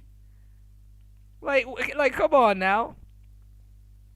Last words before getting shot with a gun. What are you gonna do? Shoot me? You can see, man, Y'all can see, bro. It's Yeah, that's crazy. Yeah, that's the irony of it. Unfriendly stoic. You found common ground through racism. What the fuck I look like, fool? That's fucking wild. You gotta write that. You gotta write a joke about that at some point, man. it's pretty messed up, man. It's pretty messed up, but unfortunately, Get out of the here. system is not going to get any better. What's going on happens all the time. Remember, we came from the YSL trial. What we know Rice Street becoming Knife Street. So you can go on Twitter, you can go on Reddit, in some instances you can go on Instagram, and you can see, plain as day, you can see these people with knives, with all of these things, and it's just what it is. Nigga, I saw one of them niggas on one of them jail shows. That nigga didn't have a knife. He had what the Grim Reaper carried around. He had what's it called, a scythe or a scythe or whatever. That he had one of them Sebastian swords. Like, I'm like, oh yeah, jail ain't for me, y'all. But I wish that man a speedy recovery. Machete. Do I believe he shot her in the foot? 100%. Do I think that he was trying to do it on purpose? No, I don't. Do I think... How the hell do you think that he shot her in the foot when his prints wasn't found on the gun, though? alcohol played a heavy factor into it? 100% I do. But that's no excuse. And on this instance, he's repaying his debt back to society. That's what he owes society. It's not supposed to require him dying. That's for the state to determine whether you agree or disagree. But he's not in there with a life sentence, man. So, man, yeah, one of John Proctor knives, right? That's not a knife. This is a knife. So think about it. I mean, yes, it's a assault with a deadly weapon. Yeah, all of a sudden they lost the fragments too. It's assault with a deadly weapon, but come on, man. It's like you're on there. I wasn't trying to kill the bitch. I just shot her in your hooves. Your Honor.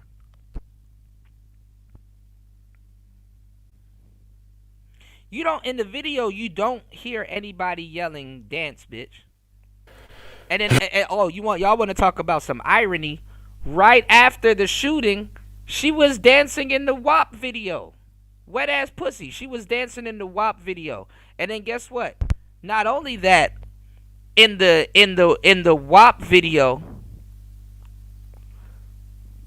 there was this point where she was dancing in the water, because you know it's some wet ass coochie, right? There was this part where she was dancing in the water. So not only were you dancing in the WAP video, at some point your hoof that got shot was submerged in water. It's messed up, bro, but it is what it is. Click right here and you had that YSL video that just got done. Or, you know what, skip past. Yeah, I heard they're going off on shout outs to Seti Nash. I heard they're going off on what you call it. I heard somebody's charging charges in the YSL case got dropped, and then I heard they're going off on Fannie Wills. You know? I heard they're going off on Fannie Wills. Oh shit, Piers Morgan.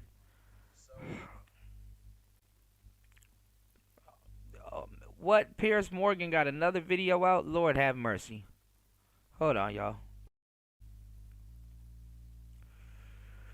It's so much stuff to cover. Hold on. Oh shit, wait, why is it playing this? Hold on, y'all. YouTube tripping. Hold on, my YouTube is tripping. Hold on, y'all.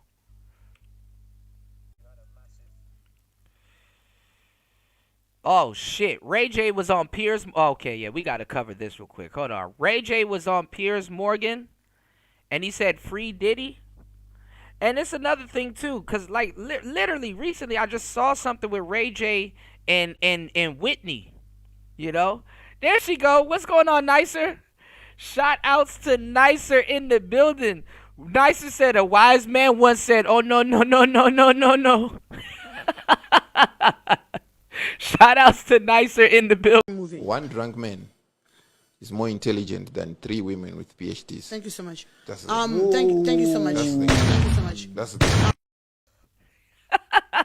Oh, no. You had a massive altercation with Diddy's sons, and then several weeks later, someone tries to kill you. People think that maybe Diddy has something to do with what happened. I just think that we need to just chill. We need to let Puffy go. You said your wife was... Oh, my God. What the hell? Your wife was with you at the time, LT, man? What the helly? 1993. Oh, my goodness. I'm just going to get my head right. When you said they tried to kill me, who tried to kill you? Well, Diddy is back in court this week as his federal... Now, let me tell y'all something, too. The irony of it. Now, a lot of y'all don't know, Ray J is Brandy's brother. Obviously, right? But Ray J is from the West Coast. Ray J is from the West Coast. Ray J is also a blood. And cool with Suge Knight. Let's go. Sex trafficking trial resumes in Manhattan. Rapper Kid Cudi testified on Friday that his car was blown up on his driveway when he dated Diddy's ex-girlfriend, Cassie Ventura. Makeup artist Myla Morales testified about Diddy's violence and cited her interview on this very show. Must be difficult viewing for those who once counted Sean Combs, Diddy, as a friend, or one very close confidant is the singer and entrepreneur Ray J, who joins me exclusively for his first interview since the trial began. Ray J, thank you very much indeed for joining me. Thank you for having me. Happy to be here. Yeah, Kid Cooties. A lot of people have been waiting to hear what you have to say since this trial commenced. So let me just start by asking you that very question. It's been running now for several weeks. What is your view of how this case is going? I think it's kind of becoming a circus. Hey, listen, y'all. I'm not even gonna lie. I think Ray J was at them Diddy parties too, y'all. Even Bow Wow said it's gotten boring since Diddy got locked up. I ain't gonna lie. Them Diddy parties sound like they were lit. If you wasn't Diddy or Cassie. And with all the allegations, and now with everybody explaining like what's happening in the bedroom, I mean, every day it just sounds crazier and crazier and freakier and weirder, right? Ray J is the last person to call anybody freaky or weird. Ray J's in on it too. He been pushing bitches into swimming pools. Come on, this is the guy from the Kim Kardashian sex tape. Freak offs, y'all. And I'm like trying to understand, with all this being said, like with Kid Cudi going on and saying everything that happened, but then ended up... There's women that can come out here and say the same shit about Ray J. And that's not a Whitney joke. Shout outs to Royce J. Royce said, yeah, Ray J was cornholing dude at Diddy parties. Hey, look, I don't put it past. But Ray J is the last, you know? Saying Cassie played both of us. You know, it's like, where are we trying to go? Ray J probably hit Cassie too. Are we just trying to like tell all of these crazy stories and then that equals out to sex trafficking? I mean, it's starting to become outrageous. It's a RICO case. It's really only Diddy and maybe one other person. Like, I'm just starting to feel uncomfortable and I'm starting to feel weird about this whole thing. Because they're coming for his ass too. Well, it was certainly interesting last week when I interviewed this guy. And listen, y'all, the Diddy trial is still in the beginning stages.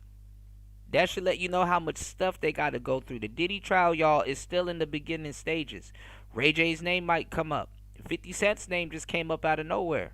Let's get it. Guy who had the pseudonym The Punisher, who was hired, and it was Cassie Ventura. Right. So it was a sort of very interesting interview because Cassie Ventura did all the negotiating, did all the payments, and did all the texting to him. Yeah. Oh man, Ray J guilty than a motherfucker. I don't know what he did, but he did it. Trust me. Diddy would sit in the corner of a hotel room naked, and he would watch with her apparent. And Ray J need to yell and say that's some white people shit, because that's some shit a Piers Morgan or a white guy would do. You know? I listen. Everything that used to be infamous that white people would do has recently now getting put on black people. Black people weren't infamous for being cucks. The last time, and this is a slave joke. I'm gonna just warn y'all. The last time black people were infamous for being cucks was during the sex farms.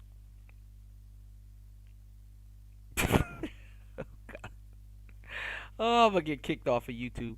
The last time black people were infamous for being cucks was during the sex farms. White men are infamous for being cucks. I remember in the beginning, if you had cable TV and you were watching Lifetime, they would incriminate a bunch of white men on that show. Not on that show, that network. Then the turn of the century, when they started doing biopics and stuff like that, then they started turning the white guys or portraying the black guys on Lifetime as the boogeymen. But if you came up in the 2000s, early 2000s, in the 90s and stuff like that, listen, them white feminists were throwing white men up under that bus so quick. It was actually some good, even though it was anti-male, it was actually some good cable. But now you go on there, it's like it's an anti-black. It's anti-black. So it's interesting to say the least now, But let's go. Full consent. This guy come in and have sex with her. Yeah, Ray J is guilty. And it happened maybe a dozen times over a 2.5-year period. Now, none of that says to me that is serious crime. I like Ray J, though. He a player. Right. If she is the one that is organizing it all. Now, she is arguing it was coercion and so on. You know all these people very well. You know Cassie Ventura. You know Diddy well. When you saw that interview, maybe you saw the one that I did, but when you saw that guy talk, what was your takeaway from that? I was just thinking, like, what year are we in? Like, it feels like we're in this vortex of like this dominatrix story about all of these different characters that are coming out and the names and the nicknames. And it's intense. I think that it's entertaining for sure, and it's definitely press worthy. But at the end of it all, it's like, this is what Diddy is being charged for, and this is what he possibly might serve a lot of dudes in Hollywood is guilty of the same shit. Years from now, we might have a future case. In the future. See what I did there? Jail time for. I don't understand it, and I really want to know where this is all gonna go and where does this lead? Because again, it's weird, it's free. It's going to jail, and it's leading to jail. Like the whole oral thing with the 19 guys and the blisters. I mean, it feels like they're just trying to paint these pictures of Diddy, and I was around Diddy all the way pretty much up until the arrest. Ray J.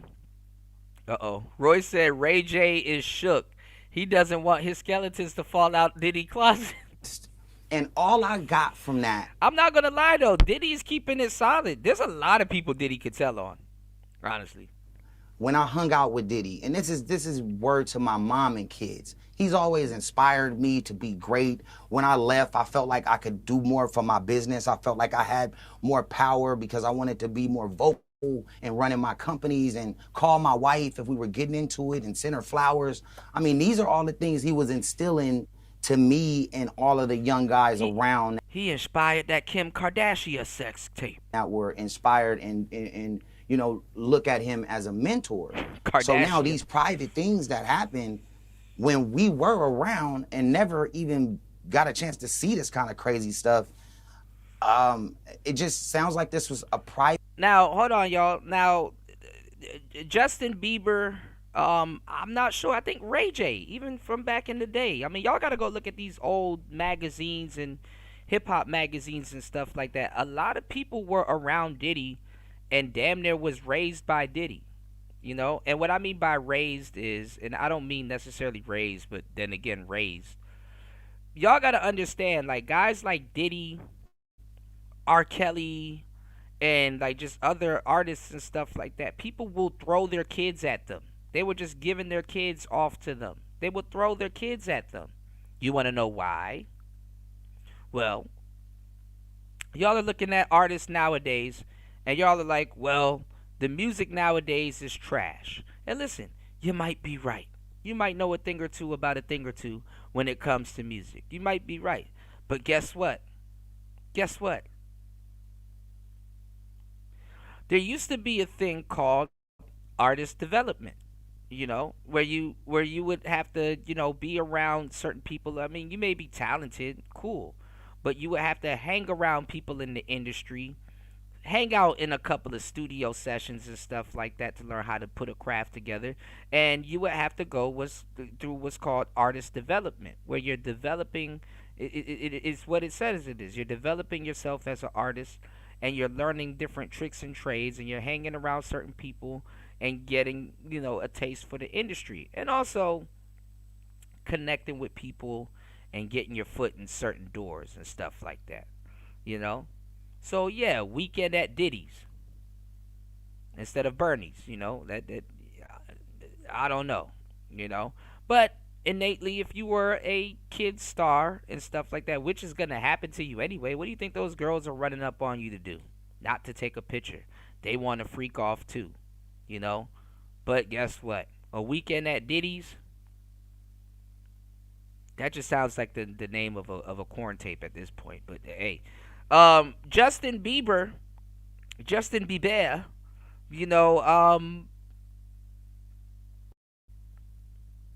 people are looking at him crazy now. You know, hey Justin, weren't you hanging out with Diddy? What was that tape that was out not too long ago where Diddy was like, hey, I called your phone, what's going on? Why you ain't returning my calls? And Justin Bieber looked a little, you know, weirded out. You know, people gonna start asking questions. You know, so it is what it is. You said, there you go, Ray. Keep putting your foot in your mouth. Yeah, we're gonna analyze this. Pause. You know, because the word anal is in analyze. LT Man said he's freaking out trying to sugarcoat it. It's just a rumor. What a clown. Yeah, I mean, and look at it too, because a lot of people, even though they say he arrived later, you know, Ray J was drinking and drugging with Whitney. You know? And listen, I'm not mad at some of these people. I mean, look, hanging out with Whitney Houston probably sounds fun as hell. Whitney probably was the most funniest person on the planet, but hey, it is what it is. Private, personal thing that was happening, and now it's starting to become just it's diabolical. I mean, if that's the right word, it's chilling and it's scary for a lot of people out there in this business like us who are trying to who are doing the same walk thing, the right path, and who are doing the same thing, connect with the right people when there's things that you do when you make bad mistakes. But this is like an overflow of just complete negativity. So it sounds to me, unless I'm wrong, and correct me if I'm wrong, but you think that there's been a massive overreach here. This is personal behavior between Diddy and Cassie Ventura that we've seen so far, that it doesn't cross the line from where you sit into serious crime under the RICO law, which of course was, you know, intended for mafia. Ray J cool with Lil' Kim too. That's another person y'all forgot about this whole case, Lil' Kim. Members and so on. Do you think that's what we're witnessing here with this case? That this was consensual? It may be freaky, it may be sexually deviant, it may be all these things, but it was apparently consensual behavior and not a crime. I agree, and there's things that you know we saw in these videos. They were disturbing, and that's not okay, right? But looking at the crimes that he's being charged for, this is where it starts to go overboard, and it's like whoever was mad at the top was really mad. Oh, he talking about it and now. I think we're here now, and I think it's a flex, because like what are they trying to get out of this in this court case? Does everybody that's talking about these stories, do they want to see Puffy rot in jail? Is that what we're here for? Because I just think that that's unfair, and just knowing everybody, it just could have been done a different way, and now it's starting to worry me, and I honestly think that Diddy will get out. Yeah, that's the term for it. Grooming. Yeah, LT man, that's the term for it. Grooming. Grooming under the guise of artist development, I guess you could say. You said Justin Bieber was groomed. You know, what's going on, New? You said Justin Bieber was groomed. In that video, you're talking about 100% behind Candace Owens. P. Diddy groomed him. Yeah, that's what people are saying. You know? Oh, man, and I got some other Candace Owens stuff to run by y'all also, too. It's player talk. Let's go. And I think that there's nothing here, right? I think they made their point, whatever they were trying to make. Your point is made. Now let Diddy out. Free Diddy. Wow, you think he's going to walk? I think so. And I personally think it's going to happen faster than a lot of people think, because I think we're all starting to see what this is. Even if you're on the other side of it, I mean, you know, the justice system is the justice system. Where does this fit in right as opposed to right and wrong? It's off. And I don't like it. Here's my problem. And I want to be vocal about it. Right, so I've met Diddy a couple of times at social functions many years ago. And he was perfectly polite and nice to me, and we had a perfectly civilized conversation. One was an Oscars party, one was an event in London. I have to say, when I watched the video that was leaked of him attacking Cassie Ventura in that hotel corridor, I did think then, well, you're not the person I thought I knew from everything I'd read and heard. You're a very violent person, capable of beating. Any man is capable of violence, and drugs will bring out another side of you. Up a woman. That is despicable. And if you're capable of that, and that's just what we saw on a CC. Listen, man, and like I've been saying for years, y'all. You want to know who's nigga? I don't know why they amplify it when it's us. And black people sit up there and go along with it. You want to know what's worse than one P. Diddy? Ozzy Osbourne. But guess what? Them rock stars get a get out of jail free card. One Ozzy Osbourne will make a Diddy look like a church girl. Ozzy Osbourne. Sharon. TV bit of footage by chance, then what else are you capable of? What do you say to people like me who looked at that and go, well, this guy is a vicious, nasty piece of work? Listen, I was very hurt when I saw the video. I mean, I couldn't believe it. I was very disappointed, and I still am. And my heart goes out to Cassie for me just watching that, right? It's not okay. And there's nothing about that was okay. And I can't say but after that, because that's just what that is. And I feel the same way you feel. But on the top of what we're doing now, and even with the tape being altered, I heard, and they're not going to be able to use it probably in court because it was altered before it was put out, that puts a spin on it. It doesn't put the spin on what he did. It was altered. But the altered tape, that as opposed to sex trafficking and a RICO, and now it's in this mafia setting, it just doesn't, they don't go together. If he was charged for something else that maybe had fit what we saw, we all kind of would understand what's going on. But the charges and what's being done, it's not okay. I am the proud owner of 2 cats, which are named after 2.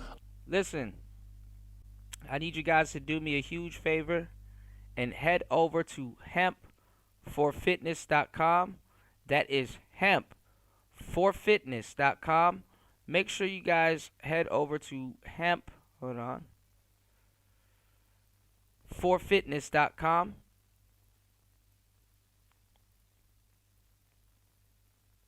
Let's get back into this real quick. Hold on, y'all. Anytime he advertise, I'm gonna advertise. In the sense of it all appears on the face of it to be pretty consensual, albeit stuff that most people may not want to engage in.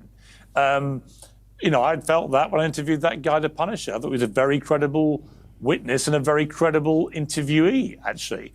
When did you last talk Punisher, to Diddy yourself? Wow. Yeah. I spoke to Diddy maybe a week and a half before it all went down. And we didn't talk long because, again, like, I love Diddy and I love the family. And when I was vocal about what happened, I guess they didn't take it as if I was supporting. And so the family and I kind of got, on the wrong page. But if you really look at what I was saying and what I'm saying now is that stories are being created and it's starting to feel like it's the world against Diddy. And it's been like that for years. I feel for now. him, you know what I mean? And I'm actually worried about him in this state now because it's a dangerous world. And we're just seeing a lot of things unfold and power being played. And it's a circus act. I mean, how many more stories do we gotta hear? I mean, this is some really freaky stuff that I think it should be kept private, and it's just starting to get freakier and dirtier, and you could just smell it in the room, and it's just not okay. Did you ever attend the freak-offs, these infamous freak-offs? Oh, Piers is crazy.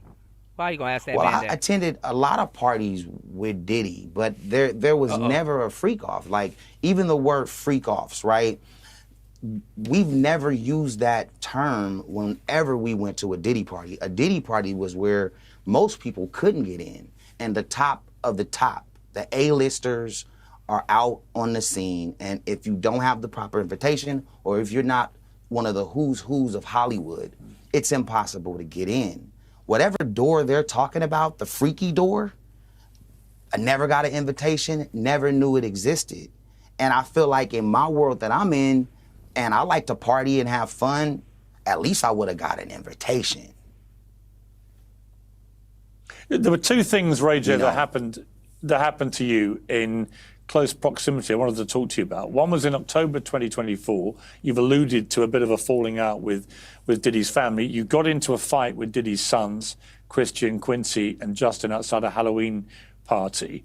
They were upset, it was reported, about comments you'd made about their father. What can you tell me about that? It got a little intense. They approached me a couple times about just seeing me in a couple of the interviews I did. So this was the third time that they approached me, and so this time I was more aggressive and more defensive. The first two times I kind of just let it go because I understand it's your dad and you feel a certain way. But the third time is where I kind of like went left, and we kind of all had this really intense kind of like scuffle.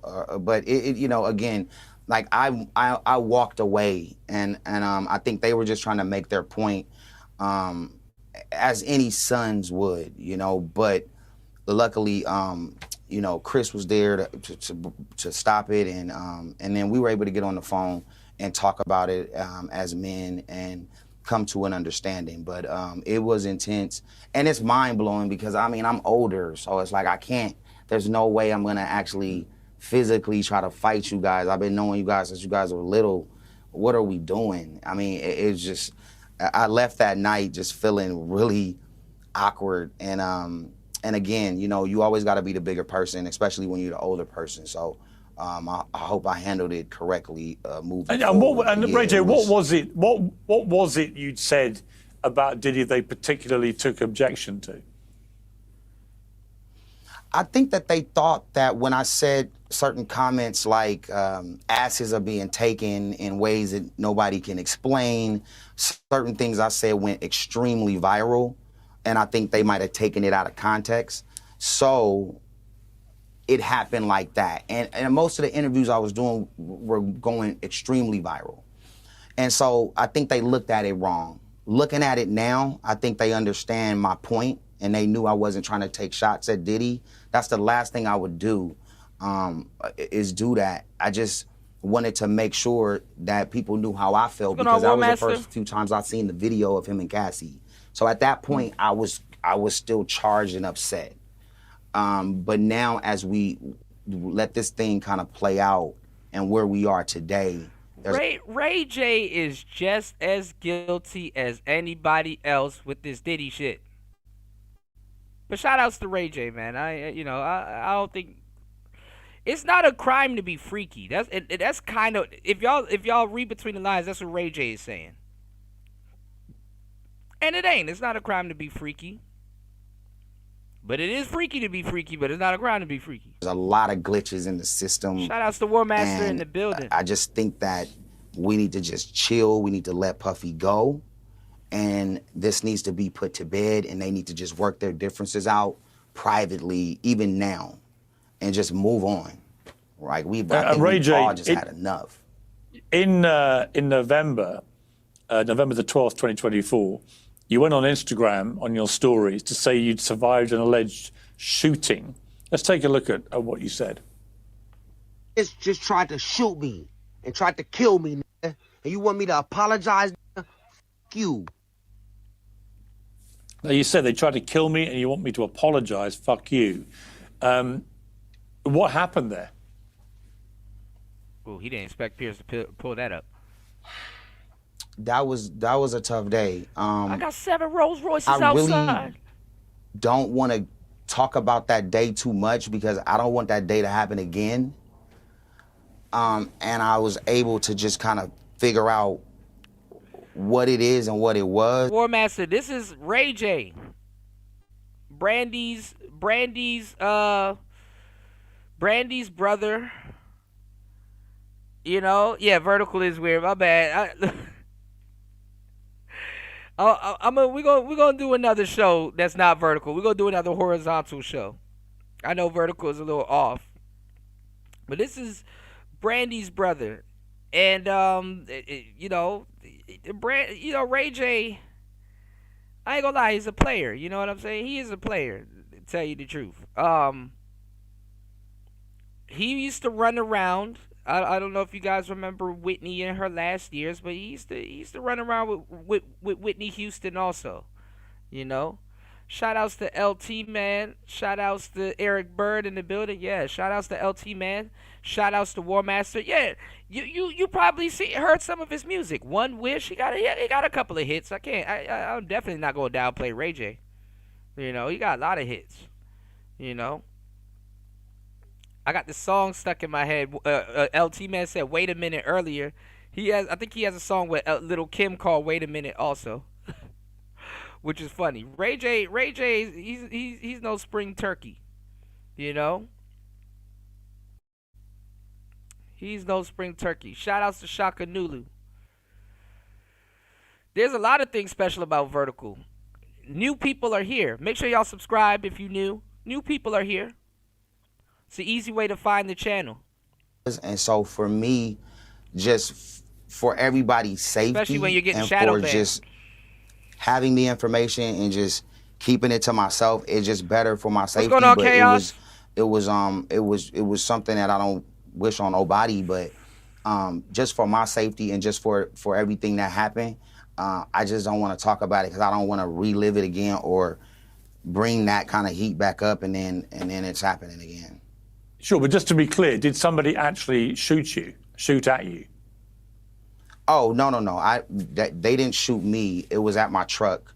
And when I was trying to stay in one place and let it die down, the place I was in made me leave and go right back out into the action. And that's when I was being vocal about it, yeah, we're talking about it. That's why I was like, I wonder why and how Ray J is friends with he from your neck of the woods too, War Master. He from the West Coast. How is he friends with Diddy when Diddy is into it with Suge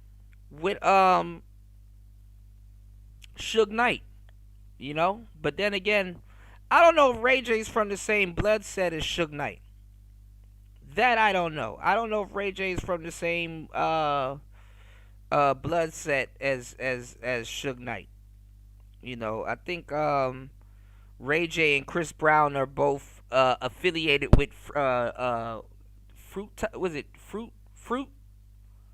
I think him, which is funny, him, Soldier Boy, and Chris Brown, I think are Fruit Town Pyrus. I think it's called Fruit Town.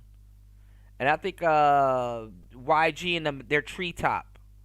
And then you got other type of Bloods. You know, you got Sex Money Murder, and then you got Sex Money Murder, you got Treetop, you got Fruit Town, and then you got what's the other one? I forgot their name. A lot of different Pyrus. What's the other one? Not SMM. I already said Sex Money Murder. What's the other one? Mafia Family. I think I forgot. There's a lot of them. War Master said the easy way to find this channel is to look for the gaming channel with. Oh my God! Come on, War.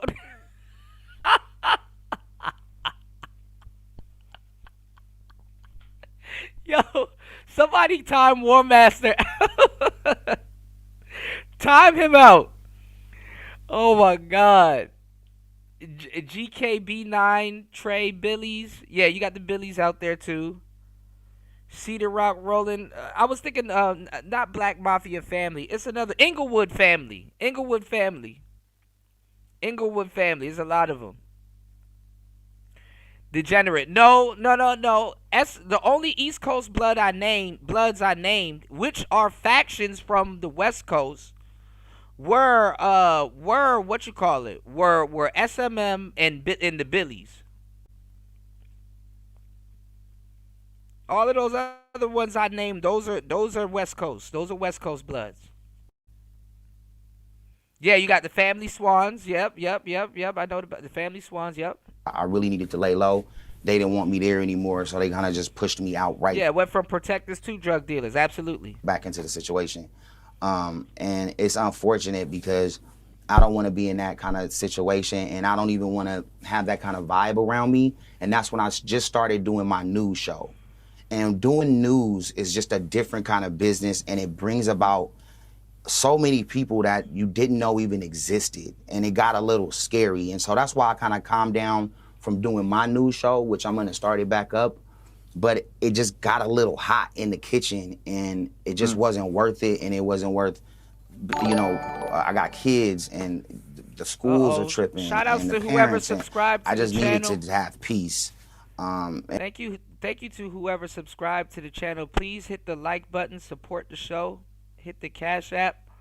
Thank you guys. Hopefully you guys Memorial Day was good. You said double I Bloods, Inglewood, East Orange Town. Yeah, there's too many Bloods. God damn.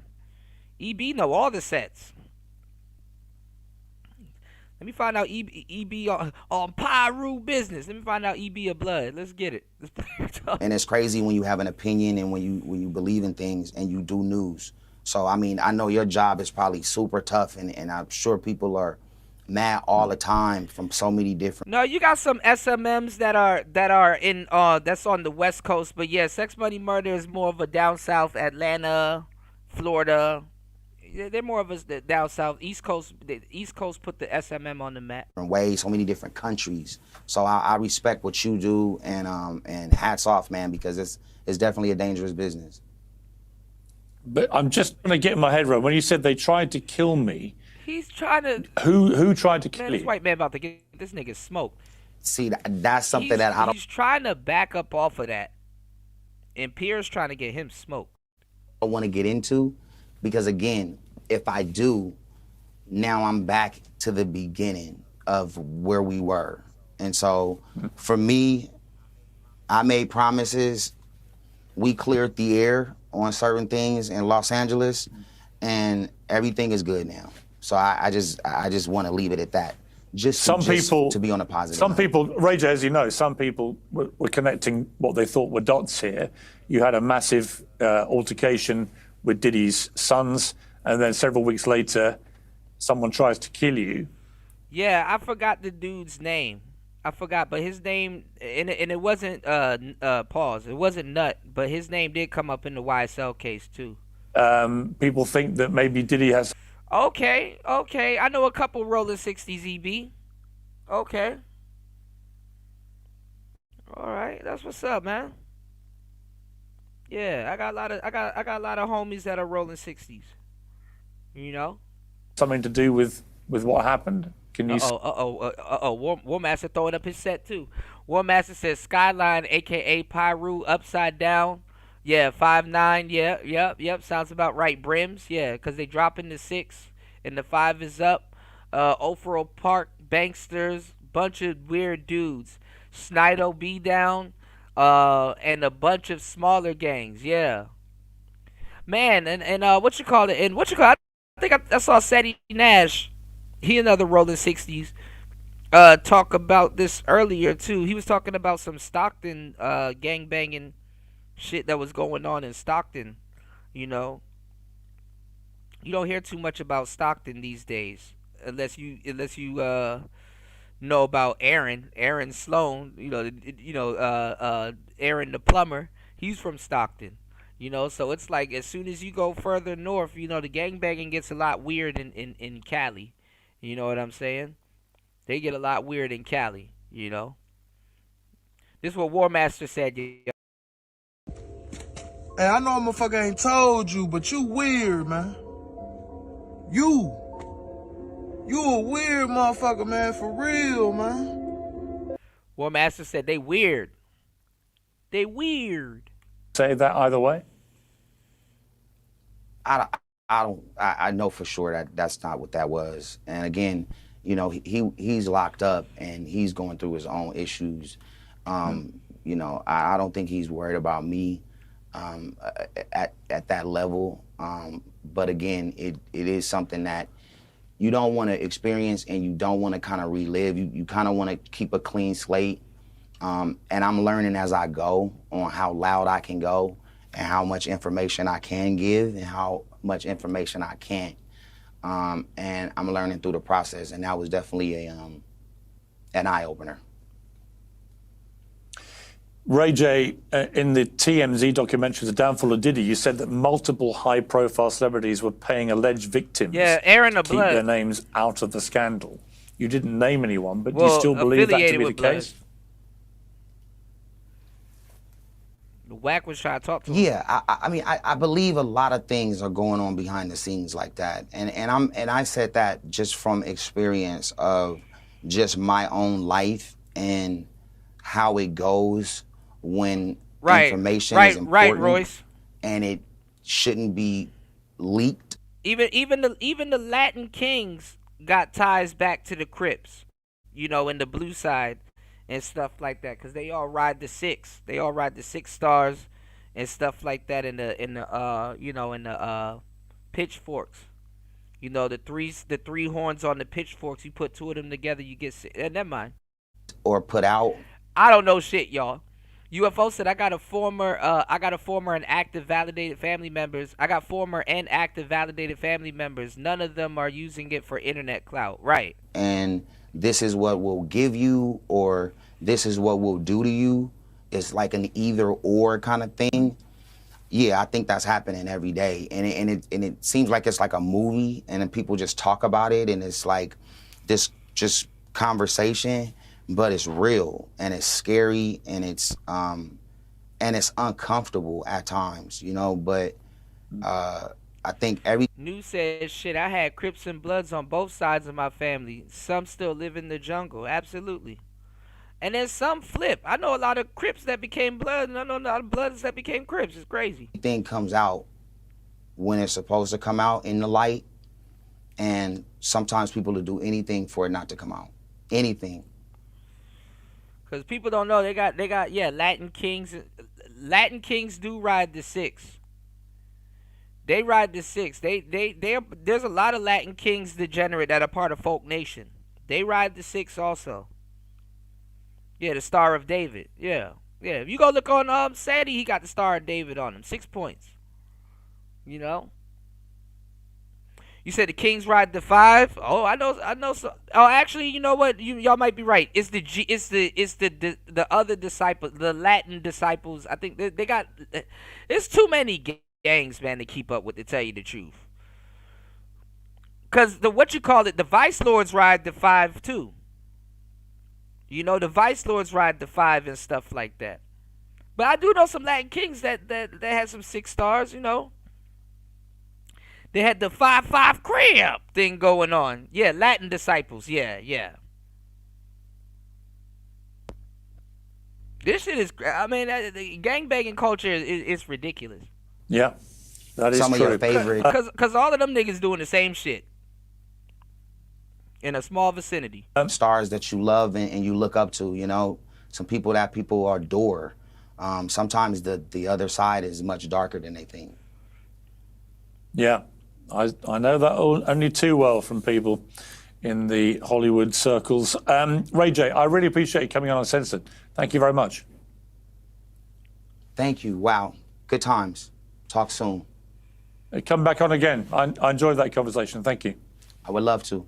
I got more to say, too. This was just a buzz. This was just a warm-up. Okay, great. Well, we'll do a longer... You said New York gang politics is weird. Yeah, you right. Yeah. You said the DMV, we're like the Bay Area of the East Coast. Yeah, that's what I've been saying. I've been calling DC the Bay Area of the East Coast. I literally be like, yeah, we the Bay Area of the East Coast in so many different ways. And the thing is in New York. The thing is in New York, right?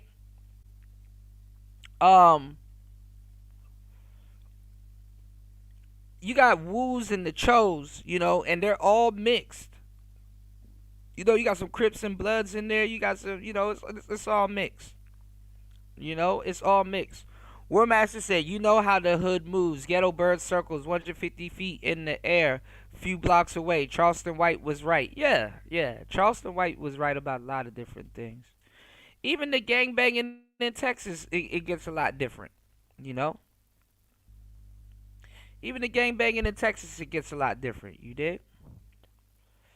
Shout outs to everybody here. Y'all hit the like button, support the show. Hit the Cash App, double tap the screens.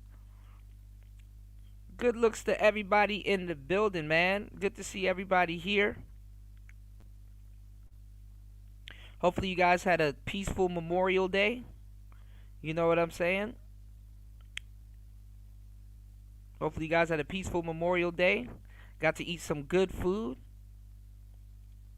And kick it with the fam. You know, before you guys go back on y'all mission. You know. Let's switch gears a little bit, man. And act like we didn't see this one coming. Shout outs to Stephis Cole. I was respectful enough to tell him, I still want this, but I just want you to go get established. That's all I was asking for. I just want him to get established. Right, in the blickies, right. To the point where I kept telling him, like, yo, I got so fed up. I was literally telling him, like, Stone Bloods, go hang out with boys. You have friends out here. Like, get out the house. You don't got to stay with me 24/7. Like, I don't know. I just got frustrated. She got to tell her own man, stop being up under me. I know you don't want me to run off on you, which I'm going to do anyway, but stop being up under me. Go hang out with your boys. You know it's crazy when your girlfriend tell you to go outside. Usually when you go hang out with your boys, your girlfriend get mad. This motherfucker told him to go outside. It's just, yeah, I am too young.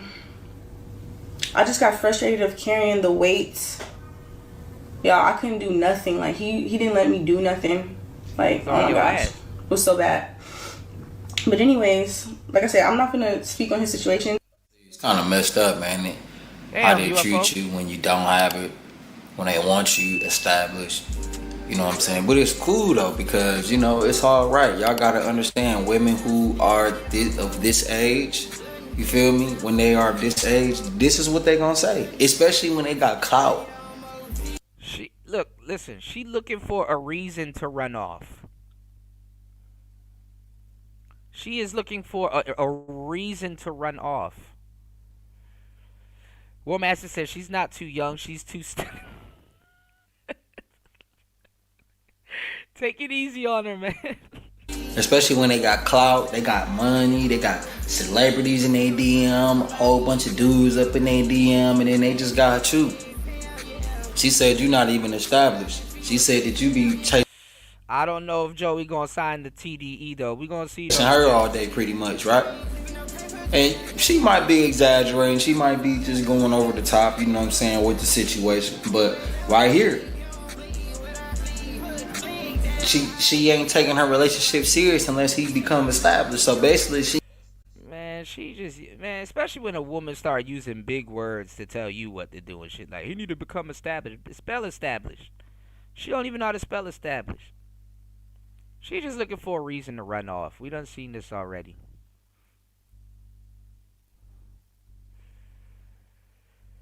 We done seen this already, man. He ain't taking you serious unless you get some money. She not taking you serious unless you get some money. Let's listen to it. Let's listen to it together. Come on, let's do it. Respectful enough to tell him, I still want this, but I just want you to go get established. I was respectful enough to still tell him. Respectful enough. That, you know what that mean, bro? That mean like she really wanted to say some shit that was hurtful. All I was asking for. I just want him to get established. To the point where I kept telling him, like, yo, I got so fed up, I was really telling him, like, go hang out with boys. You got friends out here, like, get out the house. You don't gotta stay with me 24/7. Like, she said, go hang out with boys. Like what she been doing. She been hanging out with the boys. Yeah, she gonna slowly try to turn her boyfriend into the boys that she's hanging around. Yep. I don't know, I just got frustrated. It's just, yeah, I am too young. I just got frustrated. I'm too young. I'm too young to be with a guy that I can't really, I don't want to be. He's not mature enough, y'all. I'm too young to be with a guy that ain't got no money. I'm too young to be with a guy that really ain't got no clout. I'm too young to be with a guy who ain't where I want to be. I mean, look at me, head ass. That's what she's saying. She got every right to feel that way. But guess what? You know what I'm saying? As a man, bro, you gotta understand one thing, G. As long as you know they're gonna be gone before the summer, that you gonna put that work in, G. Long as you know that the results gonna come in, you know that money gonna come in, G. They always gonna be there. That's all she said. All she saying is she just wants you to get some money. Ain't that messed up though? It is what it is though, bro. Meanwhile, you know where she finna go, right? She finna go with some older dude, you know what I'm saying? Because he got the money, you know what I'm saying? He got the status, you know what I'm saying? He got the chicken bag, you know what I'm saying? And she like that. And I'm just gonna be real, G. She's at this university, you know what I'm saying? She watching other people do things in real time with their platform too. I ain't gonna lie, and then he on the worst site ever, bro.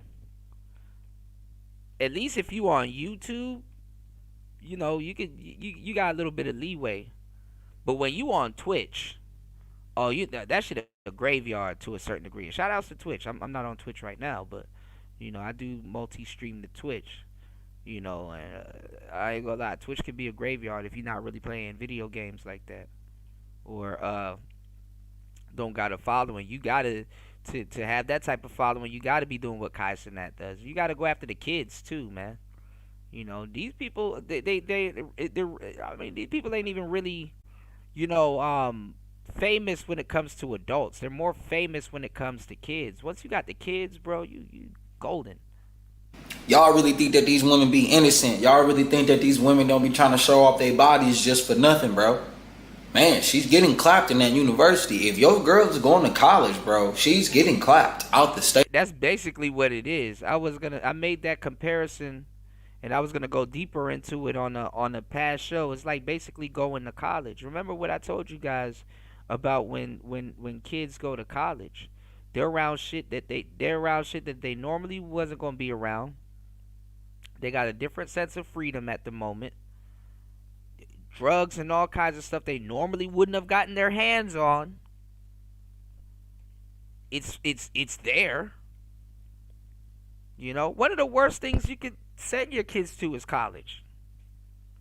That's where the problems be starting. This their first time away from home. experiencing freedom, they wild the fuck out. Hey, I'm sorry. Especially if she calls you complaining like this. I just want you to get established. I just want you to be established. I just want you to have your own. Man, she's getting clapped. And shit, at this point, she could have helped him get established. Even if he says no, she could have helped him. Basically, she's saying she just want big dog. But guess what? That hurts. It's heartbreaking. And every man got to go through it. It's cool. What's going on, Gay Bay? Yeah, all your kids should go to college, but I'm telling you, don't be surprised. Y'all know how college is, man. You start getting around, some of these girls, they start getting around Q dogs. They start getting around shit that they normally wouldn't be around. Shout outs to you, Gabe. Good to see you, man. I put out a video on my artist channel, y'all. It's some lo-fi, for people that's studying CompTIA and chill. Let's go. Every dude got to go through it. Every dude got to go through it.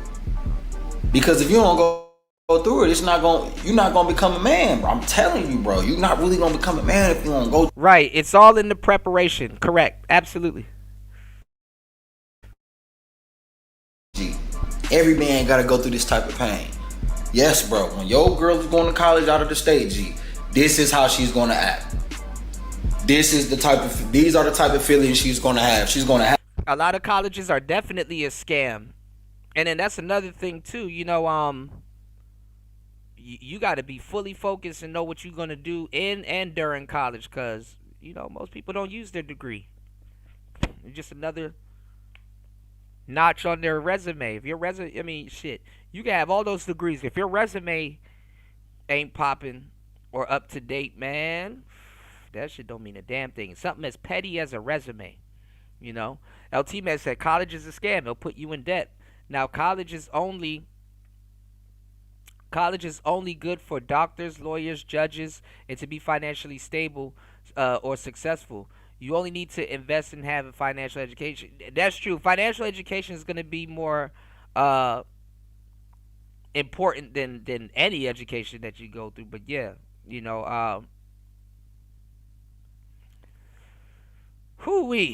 lot of the jobs that was offered, when people first started college, man, them shits ain't around. Them shits is not around. No, I'm not going to say people should judge college by how other people use it incorrectly. But definitely, you should learn from the people that have used it incorrectly. You know what I'm saying? Have talks with you that's going to make y'all break up. And I'm not gonna lie, I know there's not no stat for it, but if you look at it, it's kind of equal. It kind of seems as half the people that used it incorrectly. It seems neck and neck for the people that it seems like it's a 50-50 thing. That's what I'm saying. She ain't gonna want to be with you no more. Why? Because she sees so many options, so many handsome guys in her face that she don't know which one to choose from. That's what she's not telling you. But you know that already. That's why you keeping her in that house. You can't keep a woman in the house that don't want to be kept in the house, G. These women want to be outside and they want to have fun, bruh. But them tables turn. That's the one thing about life. Them tables turn. So she gonna be turning up, having fun with this streamer, having fun with that streamer. Got her booty all out, cheeks all out. You probably feeling some type of way because her cheeks all out. But hell, her cheeks always been out. All on TikTok. I ain't mad. She ain't my girl. But the quicker you get your heart broke as a man when you young, the quicker you will understand life. That life ain't fair. And it's a cold world, and you gotta know how to adapt so you can be able to win. And as long as you getting some money, bro, as long as you getting some money and you look good and you got a good mindset going for yourself and you work out, you got a nice body, bro, the world is yours. This what they all want. This what they all want. You ain't got a car? Guess who got a car? The dude that's in her DM, he has a car. You ain't got money coming in? Guess who got money coming in? The dude that's in her DM, he got money coming in. Facts. He trying to get at that. While you trying to stop her instead of leveling up your life, so chicks that look like her and other baddies gonna be on you. That's the whole name. That's the whole game of this shit, bro. As long as you getting some money and you getting some 304s, bro, a woman is always gonna wanna F with you. Don't never get it twisted. As long as you getting some money and you are getting 304s, getting women, getting hoes, have the ability to pull. You have ability to pull up and green from deep. When she knows that, she's not going anywhere. Cause all them guys gonna do, man, we might pay for a little $150 dinner date. Fly her out, she gon'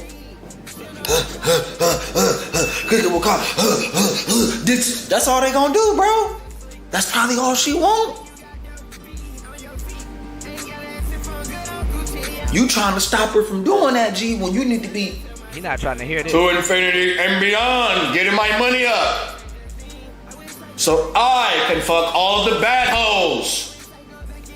That's what you need to be focusing on. Not this. Let's play it again, bro. I was respectful enough to tell him, I still want this, but I just want you to go get established. That's all I was asking for. I just want him to get established.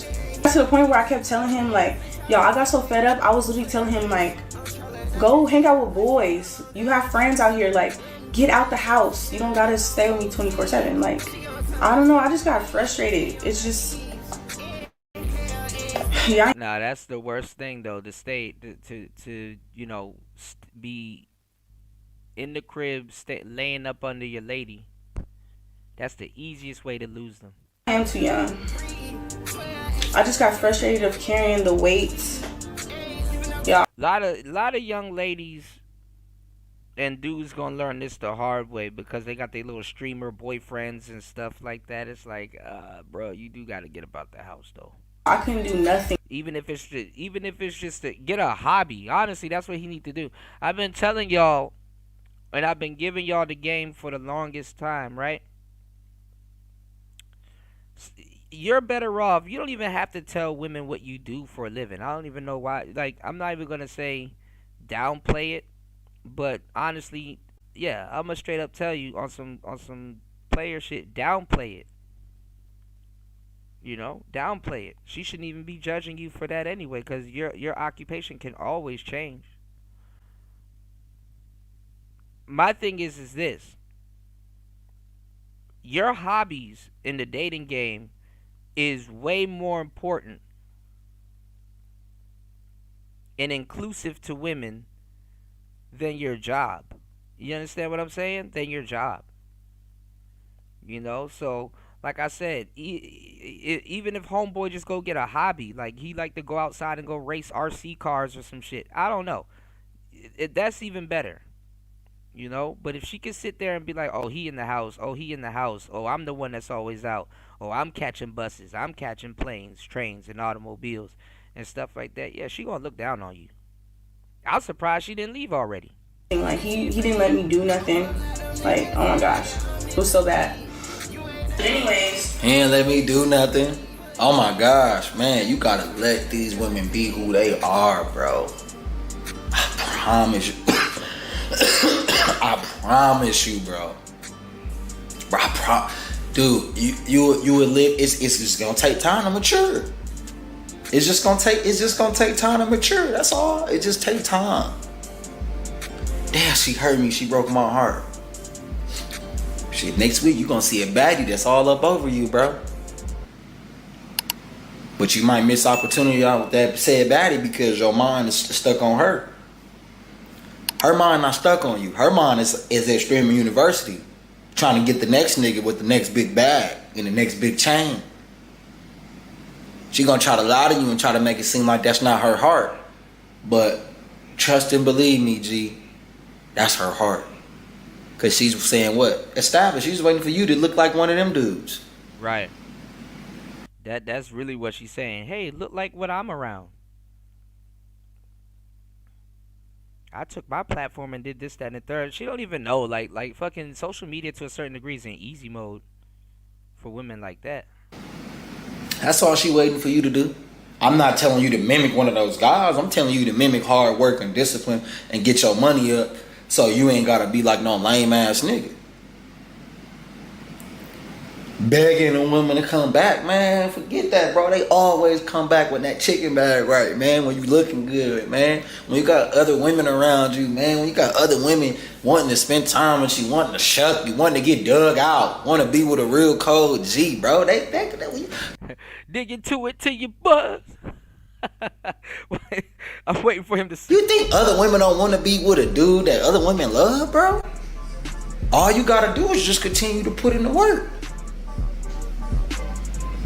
You need to be on dating apps, G. You need to be hollering at chicks that you see out in the real world, bro, that you are attracted to, or just saying hello to them, bro. You need to be maximizing every opportunity, my G.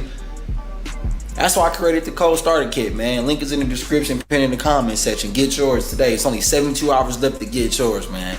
Alright, but bro, you gotta maximize on every opportunity that you have so you can become cold.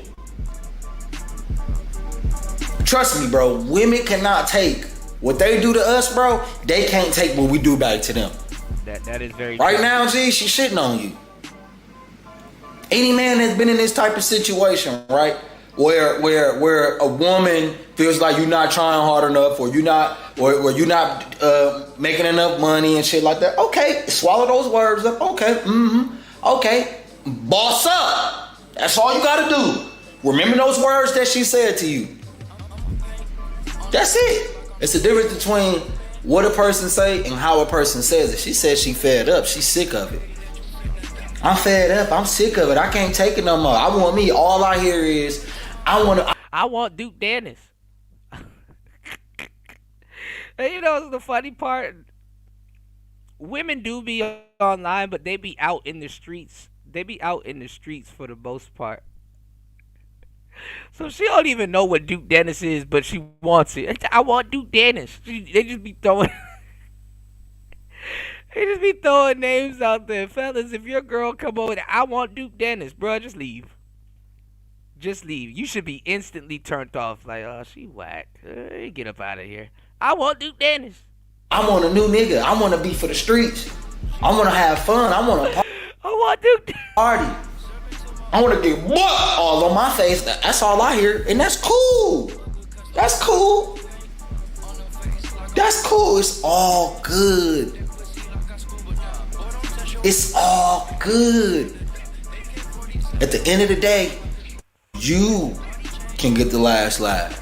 Shout outs to everybody in the building. Please hit the Cash App, hit the like button, support the show. Public service announcement.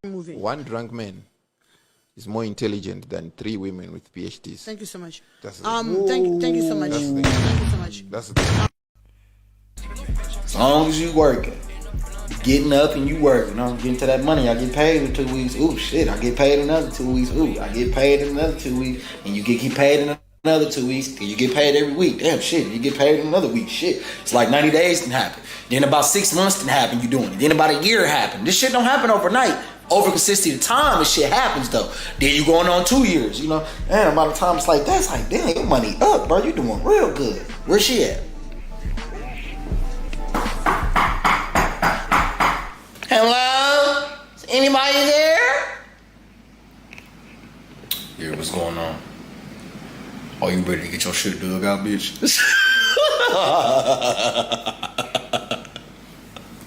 You feel me, bro? I'm just being honest. They gonna have a little small talk with you, but guess what, bro? Hey, they always watching. They always watching. You know, it's funny. I remember when we were telling Steph is cold this shit. Who been around that long? Shout outs to Steph is cold. I remember when we were telling him this shit.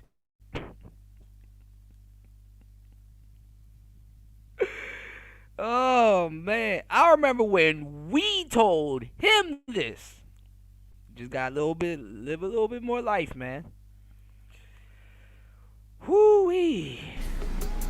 They always watching you, your every move.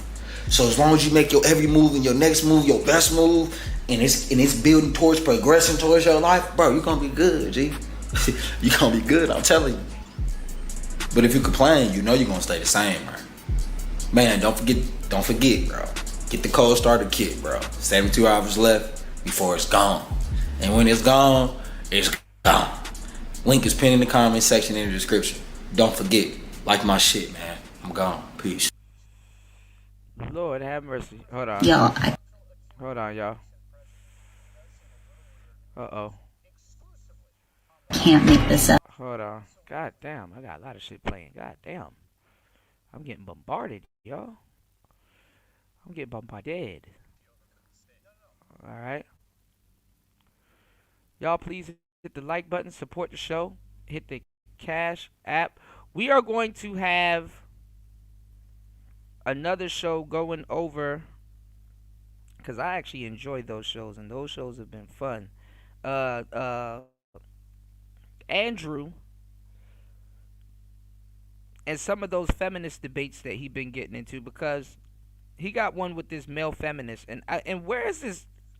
Is it me, or have y'all guys been out here in these YouTube streets? I'm seeing more male, quote unquote, self-proclaimed male feminists pop up, you know, and I might have to fry up one or two my damn self. It's like you niggas, you goofy ass niggas do know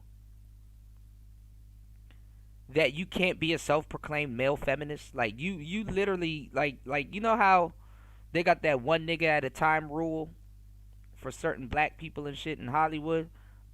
You know that goes for them in with feminism. Like you're not a male feminist until like actual, and even then that shit is still a joke. You're not a male feminist until an actual woman that's recognized by feminism is backing you up. That's why I was laughing at those sisters that be on the show talking about some I'm a feminist, and it's like you're really not.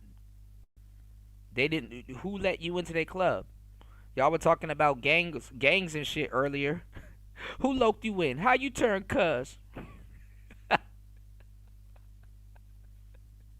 Who blessed you in? How you turn blood? Them feminist people ain't handing out feminist cards to random people.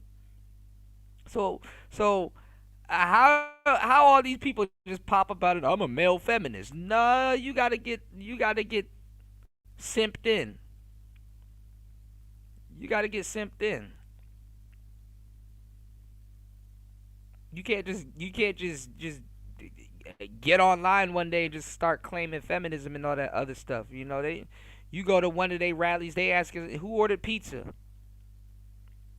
Who ordered pizza? Shiata. The feminists, these nuts. Shit funny as hell. I obviously just say hey, you know,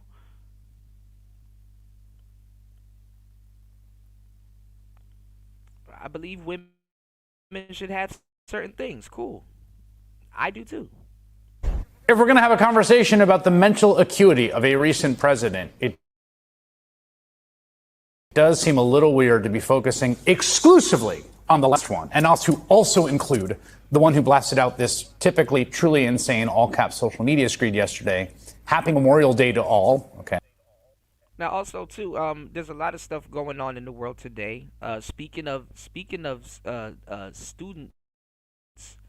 in school and stuff like that, you know, Trump is rolling back a lot of different stuff with. I think who he's starting with, Harvard University,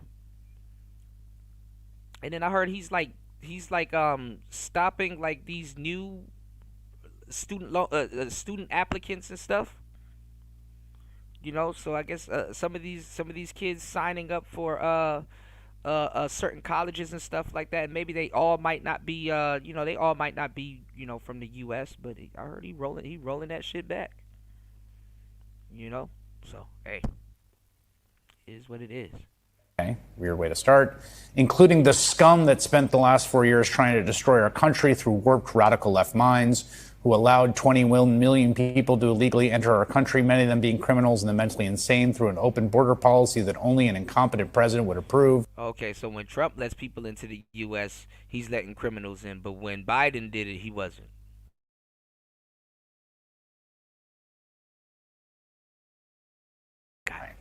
You know, there's a war going on right now too with a lot of the Argentinian people that are in Chicago. You know, there was a video that surfaced a couple weeks ago about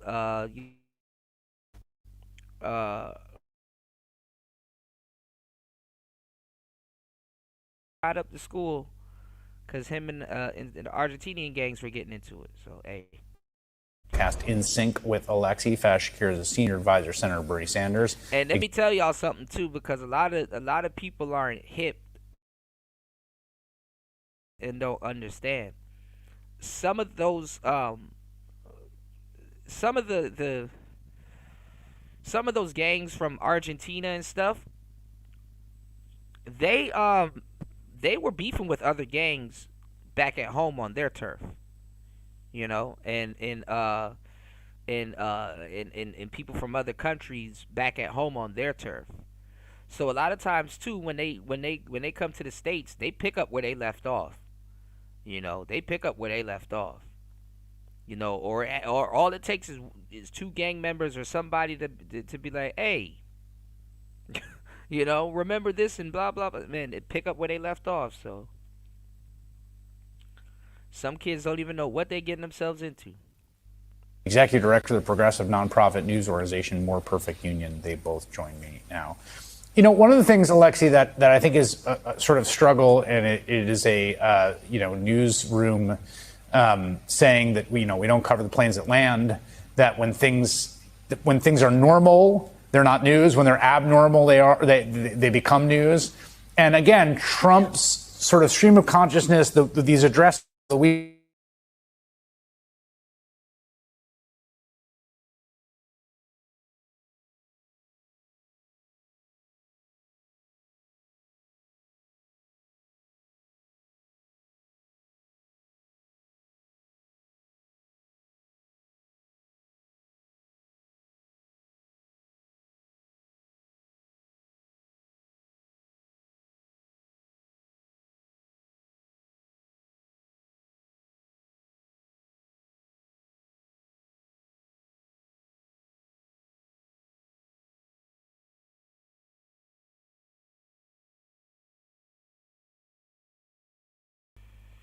Oh boy, this is getting on my nerves. Yeah, like I said, he don't want Joe Biden to die. It's just old man jokes.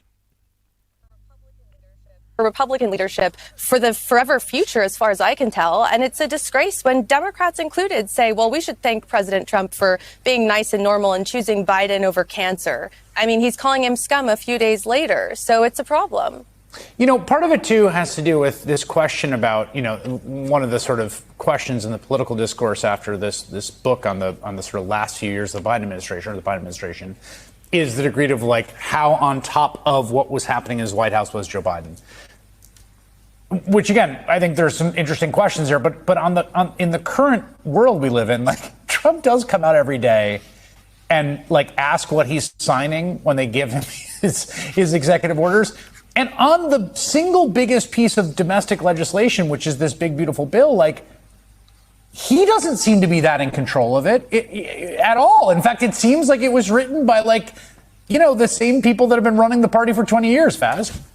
Well, mental inacuity, or whatever the word is, comes in many forms. The one that we're concerned about with Donald Trump oftentimes is that you don't know what to expect of a decision making. There's no steady hand on the wheel. It's constantly in reversal. So, you were in earlier in the show talking about the EU tariffs, and the tariffs in general has been a kaleidoscope of on, then off, then on, then off. You take this weekend, there was post on Truth Social about Putin, and he's very upset at Putin's killing civilians. It wasn't just weeks ago when he brought Zelensky in and dressed him down for saying exactly the same thing. We talk about the big, beautiful bill that you mentioned. He said, don't F with Medicaid. Then they cut Medicaid. He says, what about raising taxes on the rich? Then he's not for that anymore.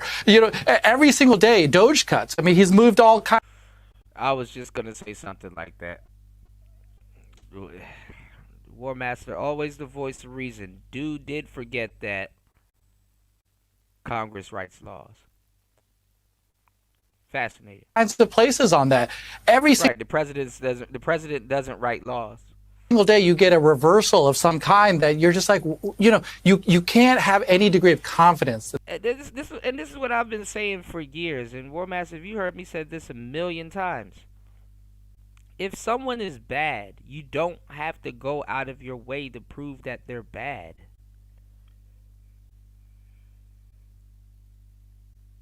Then they get mad when people vote for people that they kept telling people that is bad. It's like, bro, you helped him win. Because when people find out that, yeah, he got nothing to do with that, it's like, okay, well, we're going, how much time is it going to clear somebody for something that they shouldn't have got accused of in the first place? But hey, BSNBC, oh nah, BSNBC. There's a steady hand on the wheel. Yeah, and that's where the sort of rubber hits the road, Faz, on that, Alexi, on that tariff point. I mean, like, Trump, the Trump speech before West Point, which was genuinely bizarre, and I mean, you can see how quiet it was. It reminded me, when he went to talk to the Boy Scouts like 8 years ago, and he was talking about like how hot the women were on some boat of some friend that he knew in front of the Boy Scouts. Sort of similar vibes here. But it's like, okay, well, that's just words. It's weird. But the tariffs are this one place where the words and the deed are the same. Like, that is policy, and they're being... Like, I don't get it. Like, 1 week the tariffs is horrible, the next week the tariffs is working, and now we're seeing what he's talking about, and then 1 week, oh, the tariffs is just, oh my God. It's being made willy-nilly back and forth with hundreds of billions or trillions of dollars being traded on it, and business decisions inside the rattling brain of this guy. Yeah, the consequences are huge. They're I don't think Americans care about America being rich, though. Low key, well, high key. But global. And yes, there are many questions being brought up about Biden. He tripped over a sandbag. What Donald Trump is doing is literally going to throw the country, the world, into a trade war, going to turn the country into a recession. I mean, to Faz's point, it's really alarming when you look at the timing of these screeds on Truth Social, as well as his major policy announcements like 50% tariffs on the EU. And then suddenly he's backtracking after a call that we're only getting his readout from, not anyone else's readout. We also don't even know if he's actually talking to these people, who he's calling, who's calling him. It is really alarming, and it's clear that he is detached from reality, and that is the bigger problem than his rhetoric. Yeah, and this other point about the sort of lack of stability, Faz, this is a kind of boring, classic, I don't know, institutionalist point, but it's worth making, and I think you will appreciate this because you've worked on staff. Is that process actually does matter, and some kind of process to make decisions matters, and not just having the principle go off half-cocked all the time. Your point about Russia, what's the strategy there? What's the process? There is none. Who's in control? Who knows? It's Steve Witkoff one moment the next. And it's again, the stakes here are a meat grinder of a war, the worst act of aggression on the continent since World War II, and essentially just tossing off tweets as policy. And I'll make another simplistic, naive point alongside yours, which is, as staffers, you're often trying to figure out what the boss wants to solve for. What is the solution orientation that he is motivating whatever positions that he's moving through? Donald Trump doesn't give you solution orientation. He wakes up with a grievance. He's upset at Tim Cook because he's not going to the Middle East trip. Right. So we're going to levy some kind of tariffs on him, apparently. But as staff, when you're often working for a principal, you're saying, where can I land this plane to do something positive? And Trump's kind of constant movements don't give you, even on Big Beautiful Bill, right? Don't give you a place to say, this is where the president wants to land, what he wants to do. There's no stability in his decision making, and thus chaos abounds. Yeah, that's well said, Alexi McCammon, Faz Shakir. Great to have you both. Thank you. Keep you on your toes, man.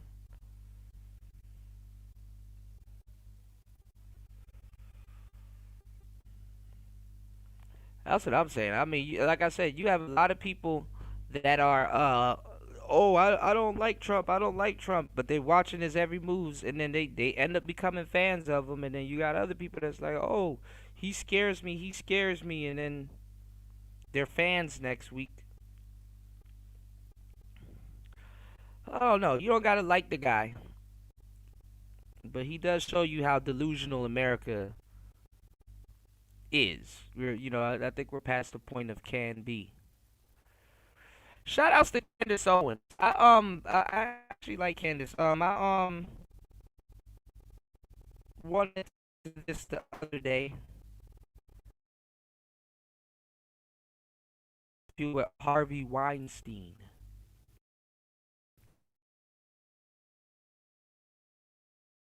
On trial, this might be interesting.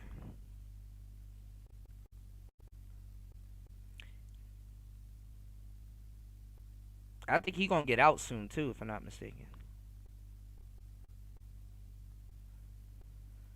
Both his innocence and his silence. The following is his first on-camera interview in 8 years. I just wanted to say that I'm not angry, but I'm angry at the system. My situation was transactional, looking back at it. And I want to thank you, Candace, for giving me the opportunity to speak.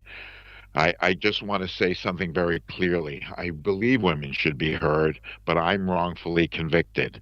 You know what I mean? And right now, I'm not convicted. I'm on a retrial. An appeal overturned my conviction. But justice demands a clear, honest look at each case. And I am here for fairness and the truth. You know what I mean? I made mistakes. There's no question about it. I hurt my family. I hurt my friends. I cheated on my wife, and that was a mistake, a terrible mistake. And I apologize to friends, family, and all the innocent people who inadvertently I hurt, and especially to the Messick family, Jill Messick and her family. But I did not commit these crimes. I swear that before God and the people watching now, and on my family. I'm wrongfully accused. But justice. Everybody left his side too. Oprah, all them people, everybody left his side too. None of them said free Weinstein. Not openly, at least. War Master says LSD, not LSD. MSLSD was real quiet when Biden did nothing when the world was on fire. Yeah, they did kind of look around. What fire? The world's on fire? What fire? Has to know the difference between what is immoral. They were still blaming Trump all throughout Biden's presidency, which is crazy. And what is illegal. People would say my complainants, you know what I mean? Okay, I'm getting emotional. Everyone deserves a fair trial. Media doesn't favor me. But thanks to you, Candace, there's a voice out there, and Joe Rogan, and uses Candace not gonna get that interview with Diddy though. Every opportunity, the mainstream media, to discredit me. But I speak for innocent people. Justice has to matter. Evidence has to matter. I've lost everything. You know what I mean? I've lost everything a man can lose, but still the truth matters. I've been condemned of crimes I did not commit. I understand why people want someone to blame, but I am telling the truth. End of statement. End of glasses. And they allowed me to wear a suit today, as opposed to the last time I was in my. Now, shout outs to War Master. That's what I'm saying. So think about it. Let's say, even the predators are even the predators are getting preyed upon, Because if you are a nasty man, right, and you got hoes that were already willing to F their way to the top, and she could come in there and she could be like, hey, I know what I got to do to get to the top. I'm willing to do that. I was going to do it anyway. I was just waiting for the green light. I was just looking for somebody here that's going to accept that as a form of payment or whatever, right? That woman can still turn around and say, hey, you know. And let's say you wasn't a nasty man, but when it came to that situation, she kind of talked you into it or coerced you into it. Let's say in both situations, whether you were right or wrong, you're going to jail. You're going to jail. You know? Some people may look at it and be like, well, that's a way to get rid of predators. And it's like, yeah. There's better ways to do that, but okay. Yeah, chicks give up the booty for it. Shit, they be having women smash on set. So she ain't gonna smash the person that's gonna get her the role. She gonna smash the director. She gonna smash. They do it all the time. Fucked up as it is. But let's go. T-shirt and pajamas. So they wanted me to wear a suit, so here it is. Well, you look like you're hanging in there. And I got to tell you, since you've been in there, the media world has changed. Definitely, I think a world that you had a lot of power in. You can see the landscape has changed. And it's a good thing because podcasters like me can have a platform to take a look at situations like yours. And, you know, my audience is very aware of my opinion on this case. I've been very clear about that. I don't find a reason to lie. I said you were wrongfully convicted before it got overturned, and I believe you are wrongfully accused, not just in the New York case, but also in the LA case, which my audience is now up to date on. You know, Harvey, I obviously, because I very much agree with you, I think you are immoral, and what you did was wrong, but you did not do anything that came close to what you were accused of under the law. I just want to just ask you, what is it like to go from someone who commanded so much power amongst politicians and amongst celebrities and athletes, and overnight, virtually none of those people stood up for you or said, hey, I don't believe that this is right? Ooh, good question, Candace. Good question. Ooh, good question. Hit the like button, y'all. Support the show. Hit the Cash App. 3 hours and 34 minutes into the madness is Player Talk Radio. Good question. Let's see what he says. It's shocking, you know. The friends that stayed with me were my friends that I grew up with. The people that I knew before I was famous, before I had power. The people in my life who were steadfast all through my life were the ones who remained loyal. Everybody was. You said, is this Weinstein's N-word wake-up moment?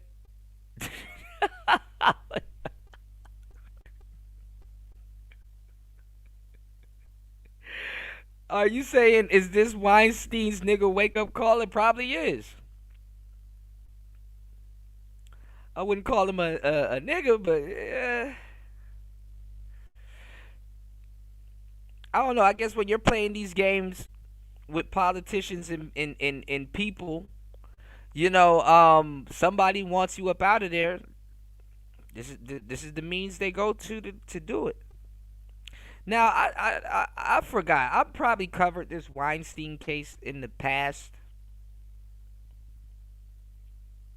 but I just let it go. You know, meh. Weinstein, Schmeinstein, you know. Scared. You know, this looked like, you know, a witch hunt. Everybody was scared for themselves. Everybody was scared to be canceled. She should ask him what's his thoughts on the Diddy trial. Diddy was my good friend. You know, somehow. He was my friend. You know, I wish this would have happened to somebody else because I had the courage to have fought on somebody else's behalf, but nobody fought on mine. Do you know, Harvey, I have a long list of people who came out against you, but a very short list of who actually spoke out for you. One person in particular, which is quite stunning, a guy by the name of Luciano Garignani, an Italian director. He wore a homemade T-shirt in support of you in 2018 that said that you were not guilty. That was the only person that I could find that vocally supported you when all of the heat was coming down on you in 2018. He's a terrific director, and that's, I'm very much appreciate it. But the people who support me are scared to talk. They are frightened to death. They are frightened that they're going to be canceled, that they're not going to be able to work. You know, I try to get, you know, my, you know, people to stand up and even testify in the trial. and nothing. You know, nothing. And jumping into that, by the way, some of the names, there were people who I think remained silent for that reason that you're saying, is they were fearful of being canceled. But some people took it upon themselves to come out and actually condemn you and to say awful things about you. And people, the media was obsessed with speaking about Gwyneth Paltrow. I don't know if you know this. She went on Howard Stern and basically made a very strong statement against you and said that Brad Pitt had to effectively rescue her from you and stand up to you because you made her feel so uncomfortable. We had one instance in a hotel room where he made a pass at me. Uh-oh. And then I really kind of stood up to him. I told my boyfriend at the time, Brad Pitt. We were at the opening of Hamlet on Broadway, that Ralph Fiennes was in Hamlet, and Harvey was there, and Brad Pitt. It was like the equivalent of throwing him against the wall, you know, energetically. What he did was he leveraged his fame and power to protect me at a time when I didn't have fame or power yet. Right. Wow. Dang. So even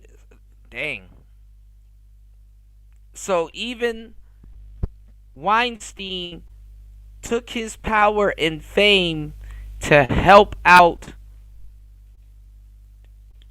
this woman and still got thrown under the bus, and she looks like she feels bad about it. She looks like she feels bad about it. Do y'all think Weinstein, I mean, I don't even know. I gotta go look over his case again. He looked guilty, but I mean, I don't know. You know, I mean, like I said, and you know, like we were talking about, you know, the culture of Hollywood. Like, why don't we talk about that first of all, to be in correct context? The culture of Hollywood. People sleep around.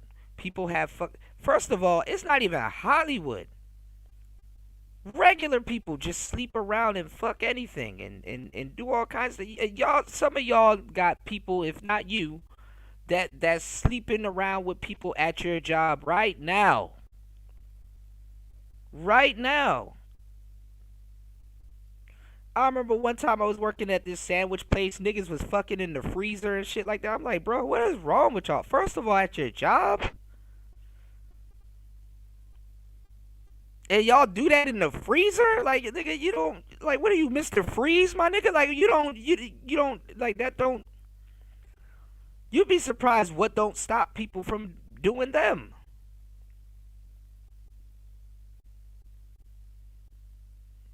Man, I didn't eat from work no more at that point. I'm like, nigga, there's a white stain in the middle of the fucking cooler. I don't know where that came from. It could be lettuce, mayonnaise, I don't know.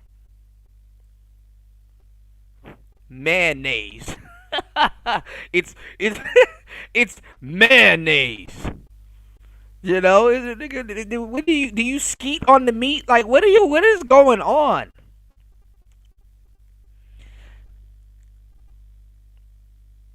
Yeah, I agree, Master. Yeah, the freezer is ridiculously wild, bro. I agree. They're paying for it now. They're destroying the women.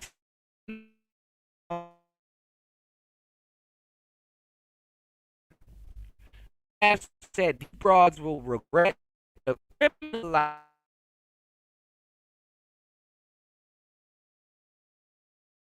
Especially when they've monetized it. You know, male biology is monetization. You know.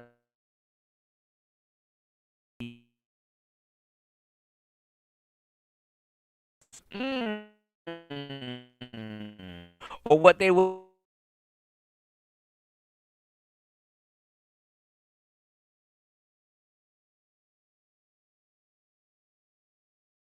On the Cash App, as always, War Master says, pass the collection.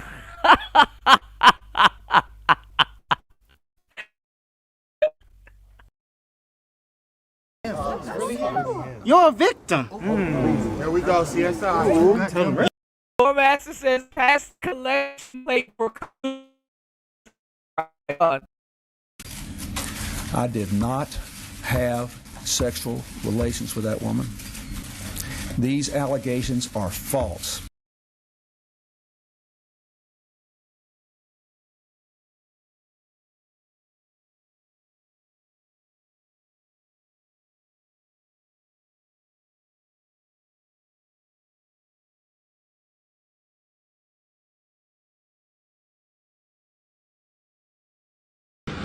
I'll be crying if I look like that too, bro. That's fucked up what they be doing to y'all. I ain't even gonna hold you, bro. I be saying that's fucked up, like, bro, you probably had the full washing set. Your shit be fire probably if they ain't cut your shit.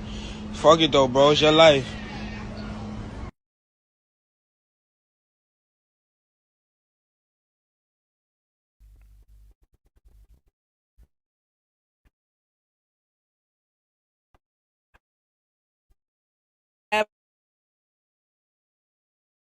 Previously on Diddy Ball Z. After a freak off with Cassie, he finds out she's sleeping with rapper Kid Cudi behind his back. So you think you just gonna smash him and not let Pop Pop watch? How big is it? After blowing up Kid Cudi's car, they now meet face to face. Can our heroes prevent Diddy from covering the entire world in baby oil? Or could a new challenger arrive to save the planet? Hey, Puff, you need to buy me a new Porsche. My money's gone. I haven't had a hit in years. Hey, yo, next time y'all hook up, make sure you record it and send it to me, Daddy. Wait, you're broke? Puff, please take me back. Tell me something. Was both of y'all bodies just shining like some lip gloss? We didn't use any baby oil. Man, what? You can't do a freak off without baby oil. Bro, you weird. Says the dude who'll be wearing dresses. I'm surprised Tyler Perry hasn't cast you in his autobiography yet. Just so you know, I was making a fashion statement. Maybe you need to stop hanging out with Jaden Smith. Puff, it's over. I'm done hooking up with all these men. Stop making me do exactly what I asked you for just because I wanted it. Wait, so how many guys? 1,000. Sometimes yes means no, okay? I am so confused right now. Cassie, wait. Don't leave me. You know I need a girl. I got that Tesla for you. Let's call Mr. Baby Leg over for an F.O. Man, I'm tired of y'all toxic relationship. When are you gonna pay me back my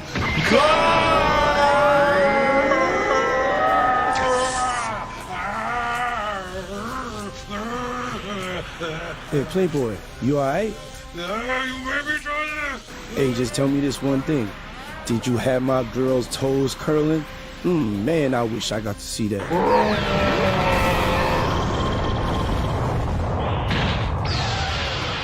50? Man, what are you doing here? Damn, Puff. I guess you won't be taking him shopping anytime soon. Hey, let me get some of that vitamin water to recover from my next freak off.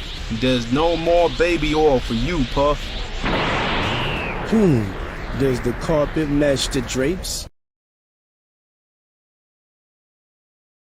Previously on Diddy Ball Z. After a freak off with Cassie, he finds out she's sleeping with rapper Kid Cudi behind his back. So you think you just gonna smash him and not let Pop Pop watch? How big is it? After blowing up Kid Cudi's car, they now meet face. Oh man, I don't know. My shit acting fun, bruh. I know which one of you niggas shit. Which one of y'all, what's going on, Star P? Which one of y'all niggas made this, man? Which one of y'all made it? Oh, God. Mercy. Oh.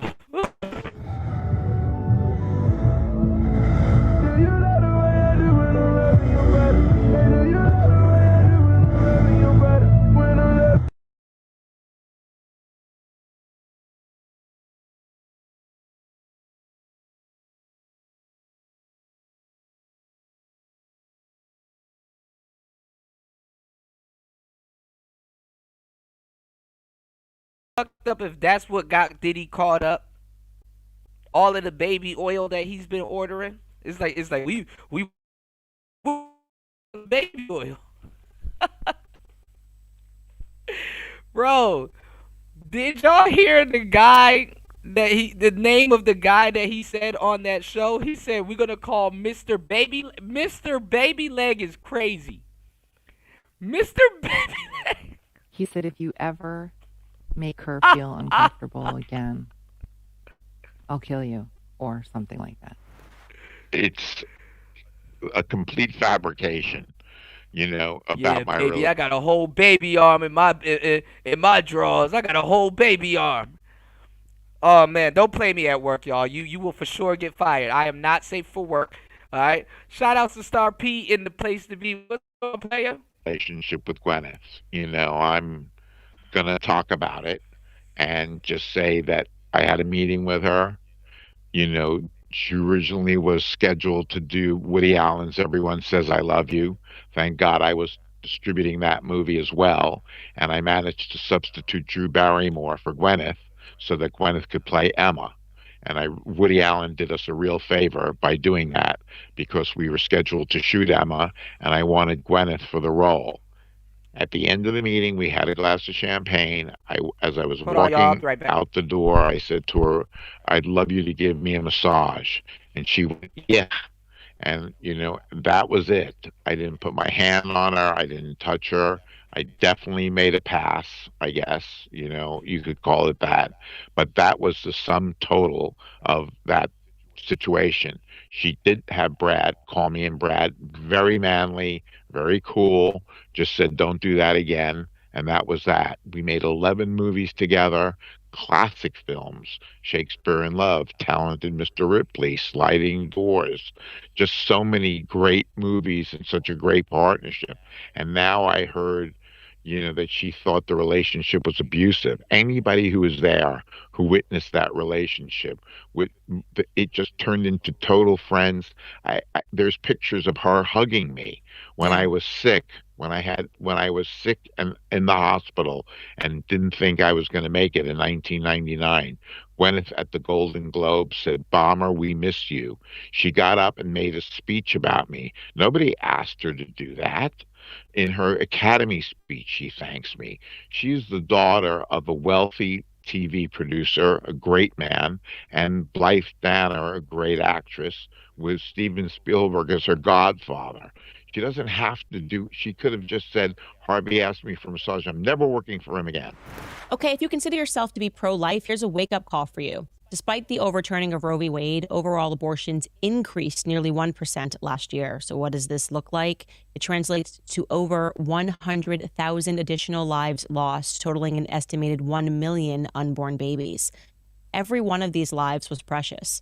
The Ministry of Preborn is on the front lines advocating for these beautiful souls who never had the chance to grow up. Preborn's network of clinics are strategically located in the country's highest abortion areas, ready to support women making decisions about their babies' futures. Through compassionate, loving care and free ultrasounds, Preborn helps women connect with the life growing inside of them. Because once she hears that heartbeat, her baby's chance at life doubles.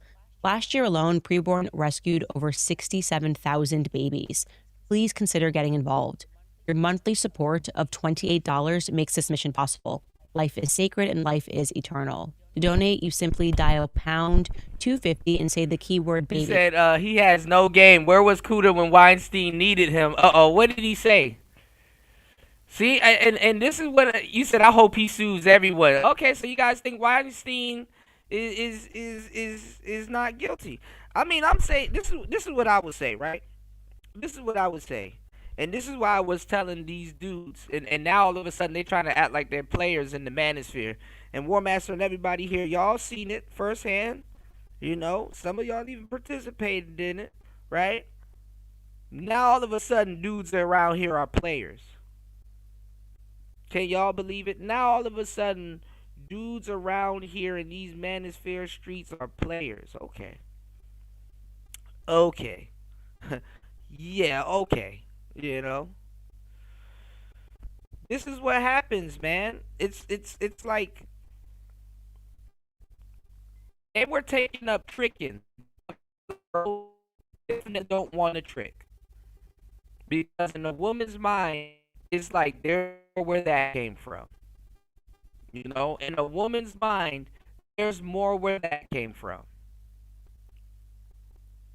You know, absolutely. There's more where that came from. They're going, what's up? You know, especially, and then that's the part. She already does not respect you. Because she looking at you like you don't even respect yourself to even be tricking on her. And then this is the thing. Even in but so many words, women will tell you this. You have a business spending that type of money on her. Because nobody in her month and whatever spends that. 50 baby. Or you can visit preborn.com/. Again, that's preborn.com/Candace. Right. And You know that's what I one of the mean? things that I was very compelled to do. And obviously, you and I have spoken many times off. Especially like that. You said Bill Cosby got the same treatment. Exactly. But that's the thing, though. You know what they do? They throw like a bunch of niggas under the bus, and then there's a white dude chilling around, or he's like Jewish or something like that. Then they try to sprinkle in a white dude to make it seem like, oh, to see, we're delivering justice. You said my crazy baby mama, Candace. Uh-oh. Shout outs to Clean Base TV. Shout outs to Clean Base TV. You know, Candace getting a lot of heat, you know, which is fucking crazy. Candace be poking the bear, y'all. Good. You're very honest. Every time I ask you a question about the actress, you tell me exactly what happened, and it's interesting.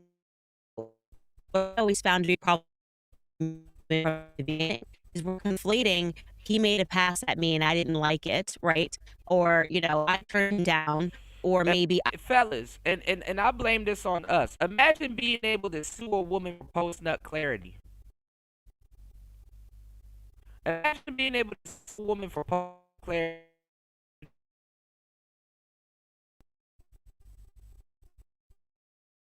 Come on, man. I had a bad and sure, you can say that. I didn't like that he made a pass at me, but to jump on a train when people are saying I've been raped, for people to be conflating being on and not liking it, which you've admitted to, and I've been raped. No question about it. It's all conflated, and it's all led to the idea that I am going to be the one they prosecute. I am going to look when They'll never prosecute. Is that a coincidence, y'all? They don't never prosecute somebody with no paper. And it like I said, it's not a blessing because it's like everybody damn near around you too is doing it.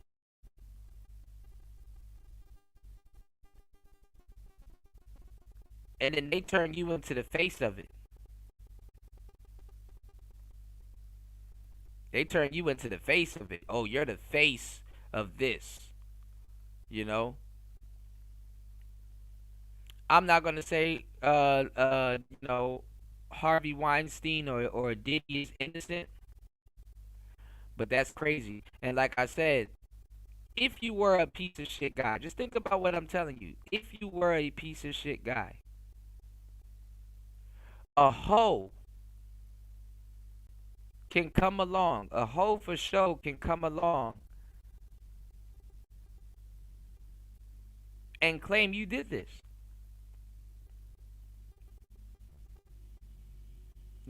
She can come along and claim, hey, this is what somebody did, and it's something that she wanted, or something that both of y'all consent to. After a while, y'all both are two consenting adults. So imagine, even look, let's say you on the way to go do something slimy, right? Because that's the type of guy you are, slimy guy, right? Well, at this point, you become the victim. Some will say it's justice, and it should happen. Some will say that because you were a slimy guy anyway. So a lot of people will say it's karma. But shit, how can you tell the two? What side of the story did you get?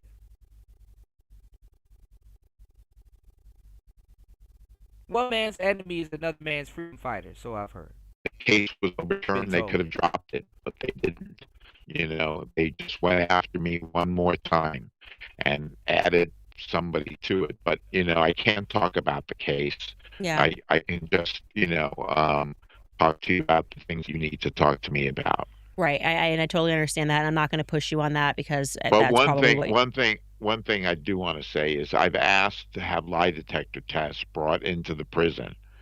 And I already took a lie detector test on Jessica Mann, and I scored in the highest level, that one can do for honesty about not sexually assaulting her or raping her, and I want to do lie detector tests on the others. I know they're not admissible, but I want the world to know that I did That shit is a dog pile. that. And I hope the women would just take me up on the challenge and say, okay, we'll do it too.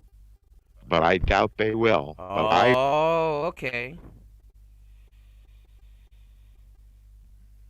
Yeah, see, white people got a different way of going about it. Yeah, they should. I think that should be a trend. They should start. Making some of these women take these lie detector tests. And we should start with Megan Thee Stallion. Let's go. They will. Yeah, and I think that was one of the things that's done. I've never heard a woman say I would take a lie detector test in my life. And I've been doing this for a long time, y'all. War Master said you can sign an NDA contract with a woman and they'll throw it out. Yeah, we've seen that happen all the time. Absolutely. Me is that they didn't report a lot of this stuff in the press, and when I looked at this sign a prenup and they throw that shit out.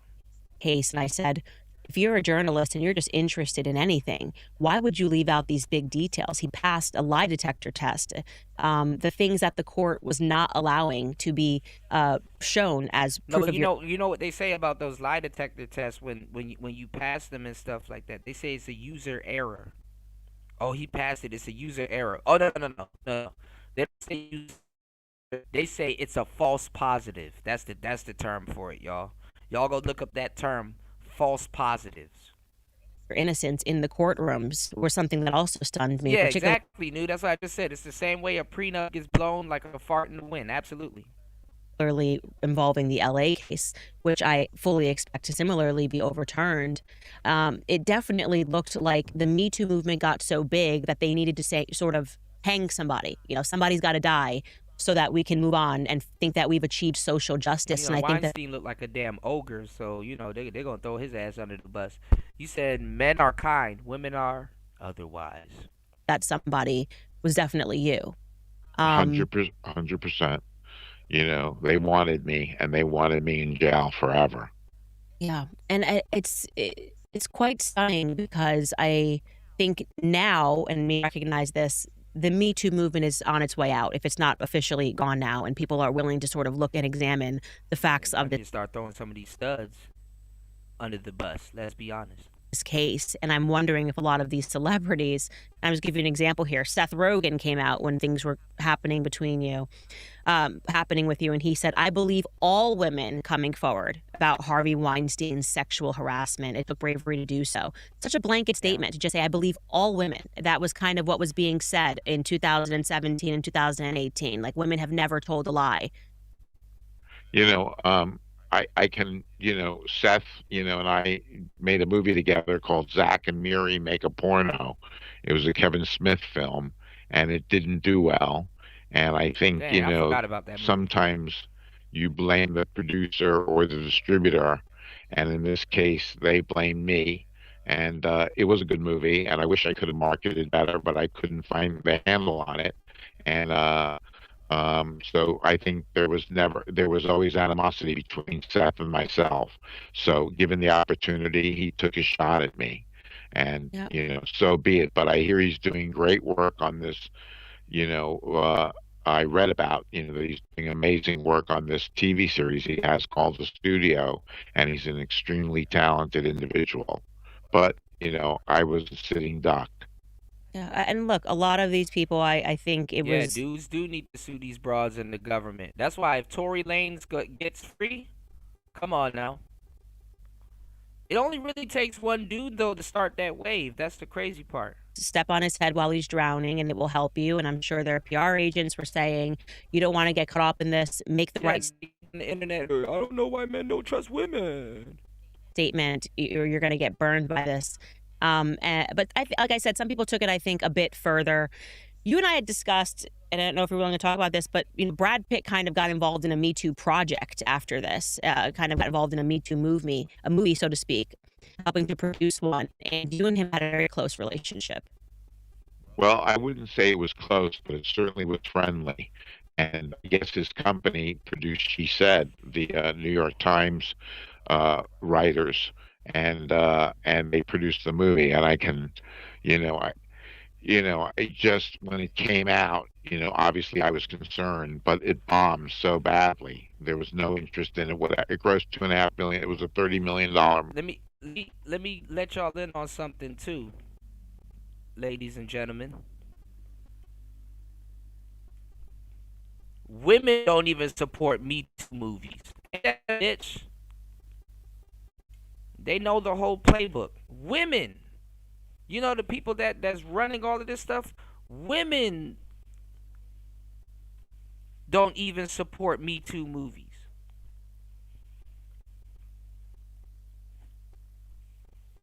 Women. You said if you fully put your trust in the female, you're a dunzo. Yeah. Well, it's a personality thing, but yeah, no, yeah, rule of thumb, absolutely. It's a personality thing.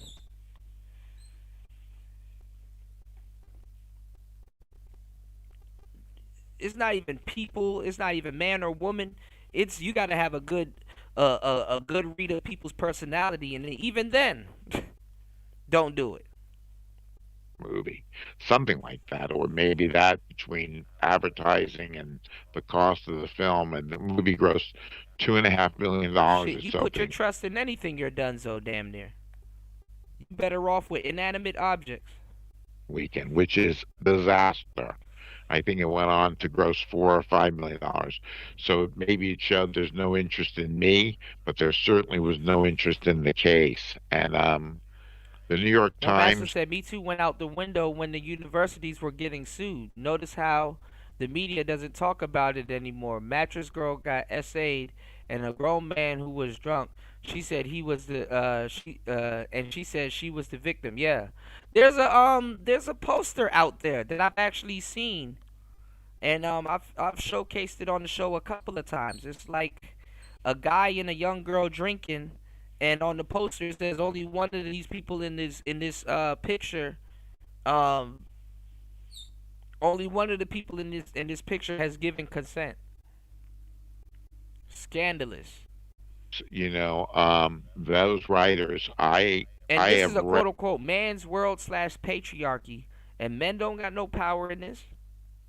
read something that is so explosive and such a bombshell that a young writer named Clark Patterson, conservative, with the guts to write an article about what happened to me at the New York Times, a detailed point-by-point article showing that there was no reporting, that they were taking dictation.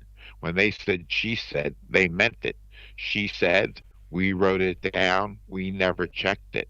Rose McGowan said, I donated money to an organization. They never checked, that she did that. They never checked, these different things and followed up on, and did the research before they wrote the article.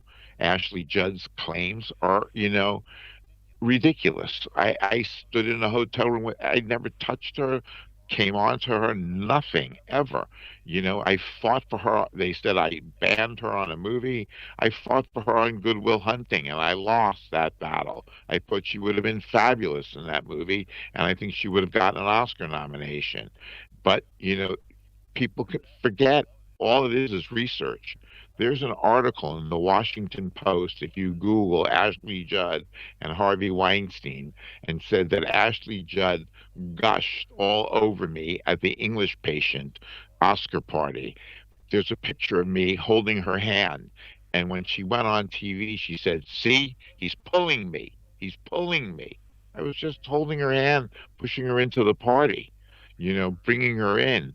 But Diane Sawyer and those people at that time, you believed it because everybody believed those people, at that moment. The New York Times believed, no research, no. Hold on, War Master. What did you say? Even while drunk, a man is expected to give consent, while a woman can revoke consent years later. Did you say anything about a drunk man?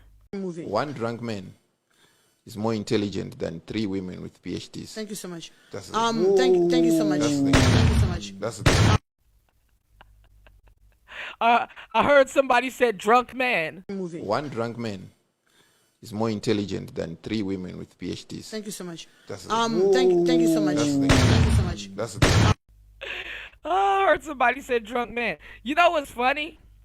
What those dudes are getting locked up for, it kind of proves this guy right. Only one person can give consent because one drunk man is more intelligent than 3 women with PhDs. Thank you. One drunk man is more intelligent than no research whatsoever. I hope this article blows the whole place up, and that the Pulitzer Prize people reconsider. Harvey, I think it's perhaps more sinister than you even think, because we're similarly following a case with Blake Lively, and it is a case of she said. The New York Times, I think, even worse than that, they wanted to go after this guy. They had friends at the New York Times, the exact same woman who won a Pulitzer, one of the 3 people who won a Pulitzer for Taking You Down, Megan Twohey, was the one who wrote this piece about Justin Baldoni. And when we got the full details, gratefully, Brian Friedman, and this would have been my legal strategy had I have been your lawyer, just dropped every possible detail for the public to be able to read. But I think personally there should be laws. A journalist should have to go to prison. I mean, if you're putting people in prison on the basis of what you write, it just would follow to me that somebody would have to suffer the consequence of lying. These are lies by omission and painting people as, sexual harassers or worse than that, rapists, because you're maybe doing a solid for your friend, which is what it's looking like the New York Times was doing for Blake Lively and Ryan. Mm-hmm. And perhaps bigger people behind them. Have you considered the angle, Harvey, that these are big bosses, WME bosses, or the people who want to buy a piece of your company? Have you made somebody angry? I think that there might have been something more behind the takedown of you, because I can't comprehend it. It just doesn't make sense to me. Well, I don't know. I think, with the New York Times, I think the relationship was always rocky because I wanted, the New York Times to cover the things that I wanted, and I wanted the New York Times not to cover some of the things too. So it was a back and forth relationship. And I, on one level, I had a great relationship, with the owner, but the owner of the paper, has a firewall between him and the editorial. There were editorial back and forth. I guess they didn't like me and they wanted me, and I was a good target for them. But how do you think she then won a Pulitzer? That's what's stunning to me. It kind of makes the entire system fraudulent, because to win a Pulitzer, it has to be such detailed. You looked at every angle, you've explored every case. I mean, I barely looked at this case before I realized something was very wrong. And I thought you were guilty, by the way. When you and I first got on the phone, I just said, I don't even remember what he was in prison for, but there were so many articles that surely somebody did the due diligence and noticed that he was guilty or confirmed that. And it was, an hour reading into these transcripts. And I went, what's going on here? Well, this young man, Clark Patterson, has a detailed article coming out, which will detail piece by piece, every name, every story, everything that they did and everything they didn't do as reporters. What's going on, Beach? And it is. Oh my goodness, good to see you. We finally catch up with each other. Good to see you. Shout outs to the beautiful, beautiful Beachy in the building. Good to see you. I don't even have my foghorn ready. Oh my lord. Oh dear. Oh dear. Shout outs to Beachy in the building. How you been? How have you been? I gotta try one of them daiquiris. Them joints look good. Them joints look good. Shout outs to Beach in the building. Good to see you. Shout outs to everybody here. Please hit the like button. Oh, let's get back into this. Candace Owens said first she thought that Harvey Weinstein was guilty. I mean, I still think he's guilty, but hey,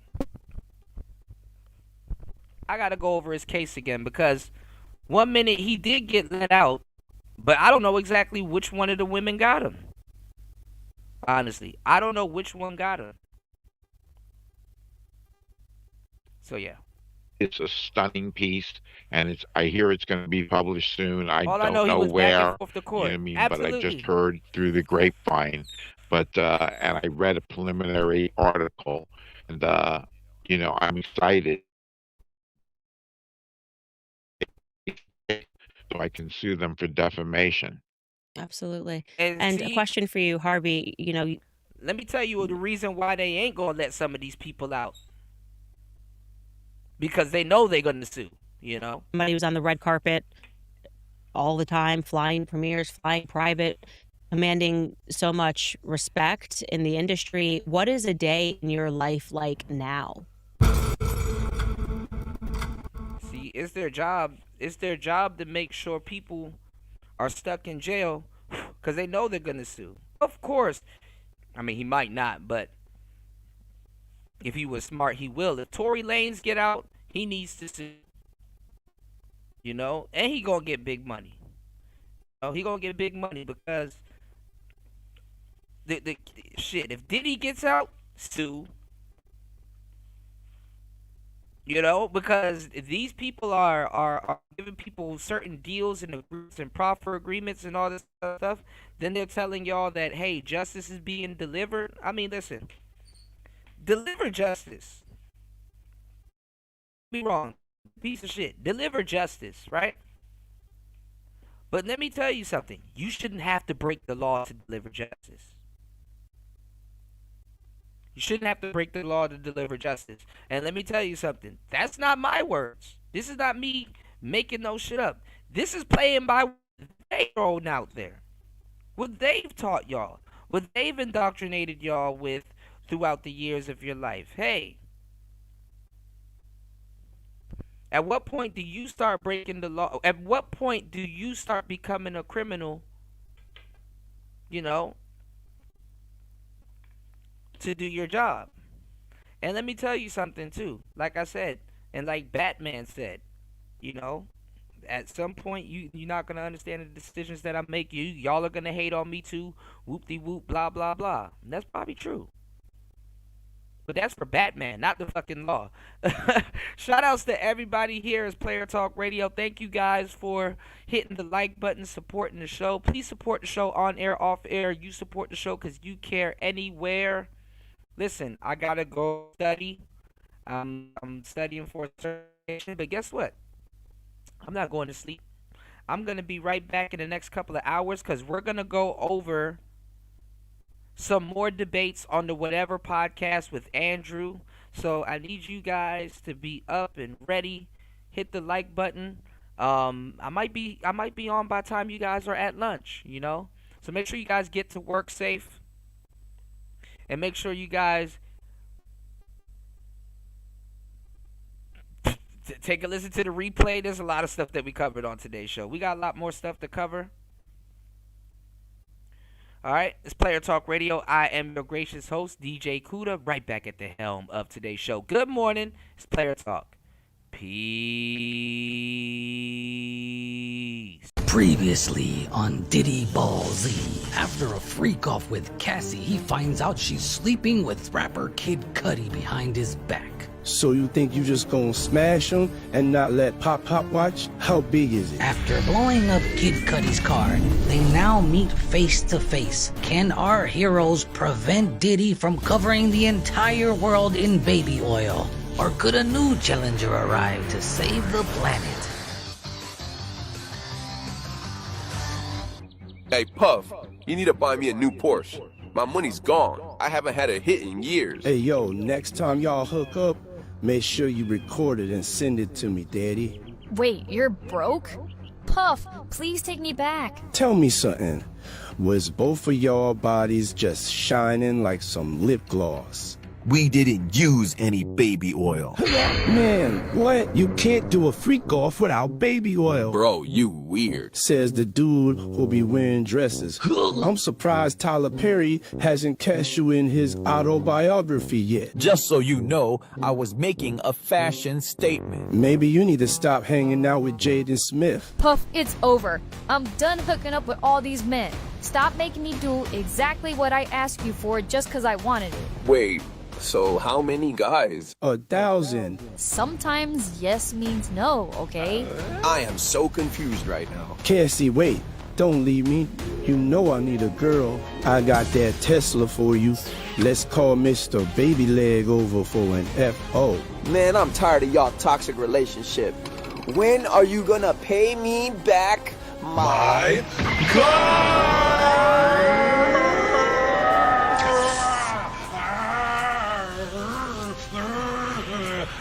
Hey, Playboy, you alright? Hey, just tell me this one thing. Did you have my girl's toes curling? Man, I wish I got to see that.